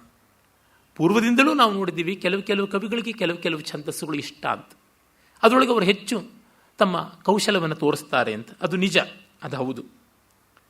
ಅವನು ಹೇಳ್ತಾನೆ, ಅಭಿನಂದ ಅಂತ ಕವಿ ರಾಮ ಚರಿತ ಕಾವ್ಯ ಬರೆದದ್ದು, ದೊಡ್ಡ ಕಾವ್ಯ, ವಿಸ್ತಾರವಾದ ಕಾವ್ಯ. ಅನುಷ್ಠುಪ್ ಸತತಾಸಕ್ತ ಸಾಭಿನಂದಸ್ಯ ನಂದಿನಿ ವಿದ್ಯಾಧರಸ್ಯ ವದನೆ ಗುಲಿಕೇವ ಪ್ರಭಾವಭೂ. ವಿದ್ಯಾಧರರೆಲ್ಲ ಆಕಾಶ ಯಾನಕ್ಕೆ ಬಾಯೊಳಗೆ ಸಿದ್ಧ ಗುಟಿಕೆ ಅಂತ ಒಂದು ಗುಳಿಗೆ ಇಟ್ಕೋತಾರಂತೆ. ಅದನ್ನ ಇಟ್ಕೊಂಡು ಹಾರ ಹೋಗ್ಬೋದು ಅಂತ. ಈಗೆಲ್ಲ ಇರ್ತಕ್ಕಂಥ ಡ್ರಗ್ಗಳು ಏನು ಬಂದಿವೆ, ಔಷಧಿಗಳು, ನುಂಗಿದ್ರೆ ಇನ್ನೂ ಮೇಲಕ್ಕೆ ಹಾರ್ಬೋದು, ಇಳಿಯಲಾಗದಷ್ಟು ಎತ್ತರಕ್ಕೆ ಹಾರಬಹುದು. ಅನುಷ್ಠುಪ್ ಛಂದಸ್ಸು ಅವನ ಬಾಯಲ್ಲಿ ಸಿದ್ಧ ಗುಟಿಕೆ ಇದ್ದಂತೆ ಯಾವ ಕಾವ್ಯ ವಿಸ್ತಾರಕ್ಕೂ ಹಾರತಾನೆ ಅಂತ ಹೇಳ್ತಾನೆ. ಸ್ಪೃಹಣೀಯತ್ವ ಚರಿತಂ ಪಾಣಿನೇರುಪಜಾತಿಭಿ ಚಮತ್ಕಾರೈಕ ಸಾರಾಭಿ ಉದ್ಯಾನಸ್ಯೇವ ಜಾತಿಭಿ. ಜಾಜಿ ಹೂಗಳ ಉದ್ಯಾನದಂತೆ ಪಾಣಿನಿ ಮಹಾಕವಿ ಬರೆದ ಜಾಂಬವತಿ ಜಯ ಅನ್ನೋ ಕಾವ್ಯದಲ್ಲಿ ಉಪಜಾತಿಗಳು ಚೆನ್ನಾಗಿರುತ್ತವೆ ಅಂತ. ಉಪಜಾತಿ ಅನ್ನುವಲ್ಲಿ ಜಾತಿ, ಜಾಜಿ ಹೂವಿನ ಹೆಸರು ಬಂತಲ್ಲ, ಅದನ್ನು ಇಟ್ಟುಕೊಂಡು ಮಾಡಿದ್ದಾನೆ. ನಮಗೆ ಸಿಕ್ಕಿರುವುದು ಪಾಣಿನಿಯ ಕೆಲವು ಶ್ಲೋಕಗಳಲ್ಲಿ ಇವೆ, ಚೆನ್ನಾಗಿ ಬರೆದಿದ್ದಾನೆ. ಹಾಗೆ ವೃತ್ತಛತ್ರಸ್ಯ ಸಾಕಾಪಿ ವಂಶಸ್ಥಸ್ಯ ವಿಚಿತ್ರತಾ ಪ್ರತಿಭಾ ಭಾರವಸ್ಯೇವ ಭಾರವೇರ್ಯೇನ ಸಚ್ಚಾಯೇನ ಅಧಿಕೀಕೃತ. ಛಂದಸ್ಸುಗಳು ಅನ್ನುವ ಕೊಡೆಗೆ ಹಿಡಿಕೆ ದಂಡ ಇದ್ದಂತೆ ವಂಶಸ್ಥ ಇದೆ. ವಂಶಸ್ಥ ಅಂದರೆ ಬಿದಿರಿನ ಹಿಡಿ ಅಂತಲೂ ಅರ್ಥ ಉಂಟು. ಭಾರವಿಯ ಕಾವ್ಯ ಛತ್ರಭಾರವಿ ಅಂತ ಭಾರವಿಯನ್ನು ಕೊಂಡಾಡ್ತಾರೆ. ಆ ಶರತ್ಕಾಲದಲ್ಲಿ ಕಮಲದ ಪರಾಗಗಳು ಮೇಲಕ್ಕೆ ಎದ್ದು ಒಂದು ಸುಂಟರ್ ಗಾಳಿಯಿಂದ ಅವು ಬಂಗಾರದ ಕೊಡೆಯ ಆಕಾರವನ್ನು ಪಡೆದವು ಅಂತ, ಒಂದು ಫನಲ್, ಇನ್ವರ್ಟೆಡ್ ಫನಲ್ ತರಹ ಆಕಾರ ಪಡೆದವು. ಛತ್ರಭಾರವಿ ಅಂತ. ಉತ್ಫುಲ್ಲ ಸ್ಥಲನಲಿನಿ ಪರಾಗೈ ಉದ್ಧೂತೈ ಅಂತೇನಿದೆ. ವಾತ್ಯಾಭಿ ವ್ಯತಿ ಪರಿವರ್ತಿತ ಸಮಂತಾದಾಧತ್ತೆ ಕನಕಮಯಾತ ಪತ್ರ ಲಕ್ಷ್ಮಿ ಅಂತೆಲ್ಲ ಪದ್ಯ ಇದೆ. ಅದು ಪ್ರಹರ್ಷಣಿ ಛಂದಸ್ಸಿನ ಪದ್ಯ. ಕರ್ಕಶವಾಗಿ ಬರೆದಿದ್ದಾನೆ. ಅದನ್ನೊಂದು ಅನುಷ್ಟುಪ್ಪಲ್ಲಿ ಸರಳವಾಗಿ ಹೇಳಬಹುದಾಗಿತ್ತು. ಆ ಕೆಲಸವನ್ನು ಮಾಡಿದ್ದೀನಿ. ನನ್ನ ಭಾರವಿಯ ಪ್ರತಿನಲ್ಲಿ ಅದನ್ನು ಬರ್ಕೊಂಡಿದ್ದೀನಿ. ಪ್ರತಾಪ ಜಾಸ್ತಿ ಭಾರವಿ, ಇದು ಸ್ವಾರಸ್ಯ ಕಡಿಮೆ. ಒಟ್ಟಿನಲ್ಲಿ ಮಾಡ್ತಾನೆ ಏನೋ ಕಷ್ಟವನ್ನು. ಛತ್ರಭಾರವಿ ಅಂತ ಕರೀತಾರೆ. ಅವನ ಛತ್ರಕ್ಕೆ ಹಿಡಿಕೆ ಇದ್ದಂಥದ್ದು. ಅವನು 4 ಸರ್ಗಗಳಲ್ಲಿ ಬಳಸ್ತಕ್ಕಂಥ ಈ ವಂಶಸ್ಥ ಛಂದಸ್ಸು ಅಂತ. ಆಮೇಲೆ ಬಹುಭೂತಿ ಶಿಖರಣಿ ಛಂದಸ್ಸು ಚೆನ್ನಾಗಿ ಬಳಸ್ತಾನೆ ಕರುಣರಸಕ್ಕೆ. ಬಹುಭೂತೆ ಶಿಖರಣಿ ನಿರರ್ಗಲ ತರಂಗಿಣಿ ರುಚಿರ ಘನ ಸಂದರ್ಭೆ ಯಾ ಮಯೂರೀವ ನೃತ್ಯತಿ ಅಂತ ಹೇಳ್ತಾನೆ. ಘನವಾದ ಸಂದರ್ಭಗಳಲ್ಲಿ, ಘನ ಅನ್ನೋದಕ್ಕೆ ಮೋಡ ಅಂತಲೂ ಅರ್ಥ ಇದೆ. ಕರುಣರಸ ಗಂಭೀರವಾದ ಸನ್ನಿವೇಶಗಳಲ್ಲಿ ನವಿಲಿನ ಹಾಗೆ ಕುಣಿಯುತ್ತದೆ ಅಂತ. ಕುಣಿದಾಡಿದ್ರೆ ಕರುಣರಸ ಇರುತ್ತಾ ಅಂತ ನನ್ನ ಆಕ್ಷೇಪ. ಈ ಹೋಲಿಕೆಯೇ ಚೆನ್ನಾಗಿಲ್ಲ ಅಂತದ್ದು. ಗೋಳಾಟ, ಬೆಟ್ಟಾನ ಕಾಲೆಳಕೊಂಡು ಹತ್ತುವಂತೆ ಗೋಳಿನದು ಅಂತ. ಇನ್ನು ಸುಭಷ ಕಾಳಿದಾಸಸ್ಯ ಮಂದಾಕ್ರಾಂತ ಪ್ರಬಲ್ಗತಿ ಸದಶ್ವದ ಮಕಸ್ಯೇವ ಕಾಂಬೋಜ ತುರಗಾನನ ಅಂತ. ಕಾಳಿದಾಸನ ಮಂದಾಕ್ರಾಂತ ಕಾಂಬೋಜಾಶ್ವ ಇದ್ದಂತೆ ನೆಗೆದು ಓಡುತ್ತೆ ಅಂತ. ಮಂದಾಕ್ರಾಂತ ಆಲಸ ಗುರುಗತಿಗಳಿಂದ ನಿಧಾನಕ್ಕೆ ಹೋಗೋದು. ಮಂದಾಕ್ರಾಂತ ಹತ್ಕೊಂಡು ಹೋಗೋದು ಅಂತಿದ್ರೆ ಇವನು ಕುದುರೆ ಹೆಂಗೆ ನೆಕ್ಕೊಂಡು ಹೋಗೋದು ಅಂತಾರಲ್ಲ, ಎಲ್ಲಾದರೂ ಉಂಟೆ ಅಂತ ನನಗನ್ಸುತ್ತೆ. ಮತ್ತೆ ರಾಜಶೇಖರ ಶಾರ್ದೂಲ ವಿಕ್ರೀಡಿತನ ತುಂಬ ಚೆನ್ನಾಗಿ ಬರೆದಿದ್ದಾನೆ ಅಂತಾನೆ. ಬರೆದಿದ್ದಾನೆ ಅಂದರೆ ಭರ್ತೃಹರಿ ಮತ್ತು ಚೆನ್ನಾಗಿ ಬರೆದಿದ್ದಾನೆ ಅಂತ ನನಗೆ ಅನ್ಸುತ್ತೆ. ಶಾರ್ದೂಲ ಕ್ರೀಡಿತೈರೇವ ಪ್ರಖ್ಯಾತೋ ರಾಜಶೇಖರ ಶಿಖರೀವ ಪರಂ ಭಕ್ತರೈ ಸೋಲ್ಲೇಖೈ ರುಚ್ಚಶೇಖರ ಅಂತ ಹೇಳ್ತಾನೆ. ಇರಲಿ, ಏನೇ ಆದರೂ ಒಟ್ಟಿನಲ್ಲಿ ತಸ್ಮಾತ್ ಯಥಾಯಂ ವಿನಿಯೋಗ ಮಾರ್ಗ ಪ್ರದರ್ಶಿತೋ ವೃತ್ತ ನಿವೇಶನೇಶು ತಥೈವ ಕಾರ್ಯ ಕವಿಭಿ ಕೃತಜ್ಞೈ ಅವಶ್ಯವಾಚಾಂ ನಿಯಮಸ್ತು ನಾಯಂ ಅಂತ. ವಶ್ಯವಾಕ್ಕುಗಳಿಗೆ ನಿಯಮ ಇರುತ್ತೆ, ಅವಶ್ಯವಾಕ್ಕುಗಳಿಗೆ ಇಲ್ಲ ಅಂತ. ಅಂದರೆ ನಮಗೆ ಎಲ್ಲ ರೀತಿಯಲ್ಲೂ ಮಾತನ್ನು ಬಳಸೋಕೆ ಬರೋಲ್ಲ. ನಾವು ವಶ್ಯವಾಕ್ಯಗಳೆಲ್ಲ ಮಾತು ನಮ್ಮ ಹತೋಟಿಯಲ್ಲಿಲ್ಲ ಅಂದರೆ ಯಾವುದೋ ಒಂದು ರೀತಿಯಲ್ಲೇ ಇರಬೇಕು. ವಶ್ಯವಾಕ್ಕುಗಳಾದವ್ರಿಗೆ ಯಾವುದೇ ಛಂದಸ್ಸಾಗುವುದರಿಂದ ಇಂಥದ್ರೊಳಗೆ ಬರೀರಿ ಅಂತ ಹೇಳ್ತೀನಿ ಅಂತ. ವಸ್ತುತಃ ವಶ್ಯವಾಕ್ಯಗೆ ನಿಯಮ ಬೇಕಿಲ್ಲ, ಅವಶ್ಯವಾಕ್ಯಗೆ ನಿಯಮ ಆಗೋಲ್ಲ. ಈ ಸೂಕ್ಷ್ಮ ಪಾಪ ಗೊತ್ತಾಗಲಿಲ್ಲ. ಆದರೂ ಒಂದು ಒಳ್ಳೆಯ ಶ್ಲಾಘ್ಯವಾದ ಕೆಲಸ ಅಂತ ಒಂದಿಷ್ಟು ಮಾಡಿದ್ದಾನೆ. ಸ್ವಲ್ಪ ಮೆಚ್ಚಬಹುದು, ಒಂದಿಷ್ಟು ಬೆಚ್ಚಬಹುದು. ಹಾಗಿದ್ದು ಒಂದು ಹೊಸ ದಾರಿಯನ್ನು ತೆರೆದ, ಮುಂದೆ ಎಷ್ಟೋ ಜನರ ಚಿಂತನೆಗೆ ಅವಕಾಶ ಮಾಡಿಕೊಟ್ಟ ಆ ಭಾಗಧೇಯ ಶ್ರೇಯೋದಾಯ ಅವನ ಪಾಲಿಗಿದ್ದೇ ಇದೆ. ಹಾಗಾಗಿ ಕ್ಷೇಮೇಂದ್ರ ನಿತಾಂತ ವಂದನೀಯ. ಅವನ ಮೇಲಿನ ಪ್ರೀತಿ ಸರುಗೆಗಳಿಂದ ಸುಮಾರು 35 ವರ್ಷಗಳ ಸ್ನೇಹ ಕ್ಷೇಮೇಂದ್ರನ ಜೊತೆ. ಅದರಿಂದಾಗಿ ನಾನು ಆಡಿದ ಮಾತುಗಳು ಅಲ್ಲಿ ಇಲ್ಲಿ ಲಘುವಾಗಿರಬಹುದು, ಆದರೆ ಛಂದಸ್ಸಿನಲ್ಲಿ ಲಘುವಿಗೂ ಸ್ಥಾನ ಇದೆ ಅನ್ನುವ ರೀತಿಯಿಂದ ಯತಿ ಅಂದರೆ ಸಂಯಮ ಇರಬೇಕು. ಯತಿ ಇಲ್ಲದ ಛಂದಸ್ಸುಗಳು ಇವೆ. ಉದಾಹರಣೆಗೆ ವಸಂತ ತಿಲಕ ಮೊದಲಾದದ್ದು. ಹಾಗೆ ಸಂಯಮ ಇಲ್ಲದ, ಗುರುತ್ವವಿಲ್ಲದ, ಲಘುಬಹುಲವಾದ, ನಿರ್ಯತಿಯಾದ ಮಾತನ್ನು ಆಡಿದೆ ಛಂದಸ್ಸಿನಂತೆ. ಅದನ್ನು ಛಾಂದಸ ಭಾವದಿಂದ ಧಿಕ್ಕರಿಸಬೇಕಿಲ್ಲ ಅನ್ನುವ ನಿವೇದನೆಯಿಂದ ಮುಗಿಸ್ತೀನಿ. ನಮಸ್ಕಾರ, ಧನ್ಯವಾದ.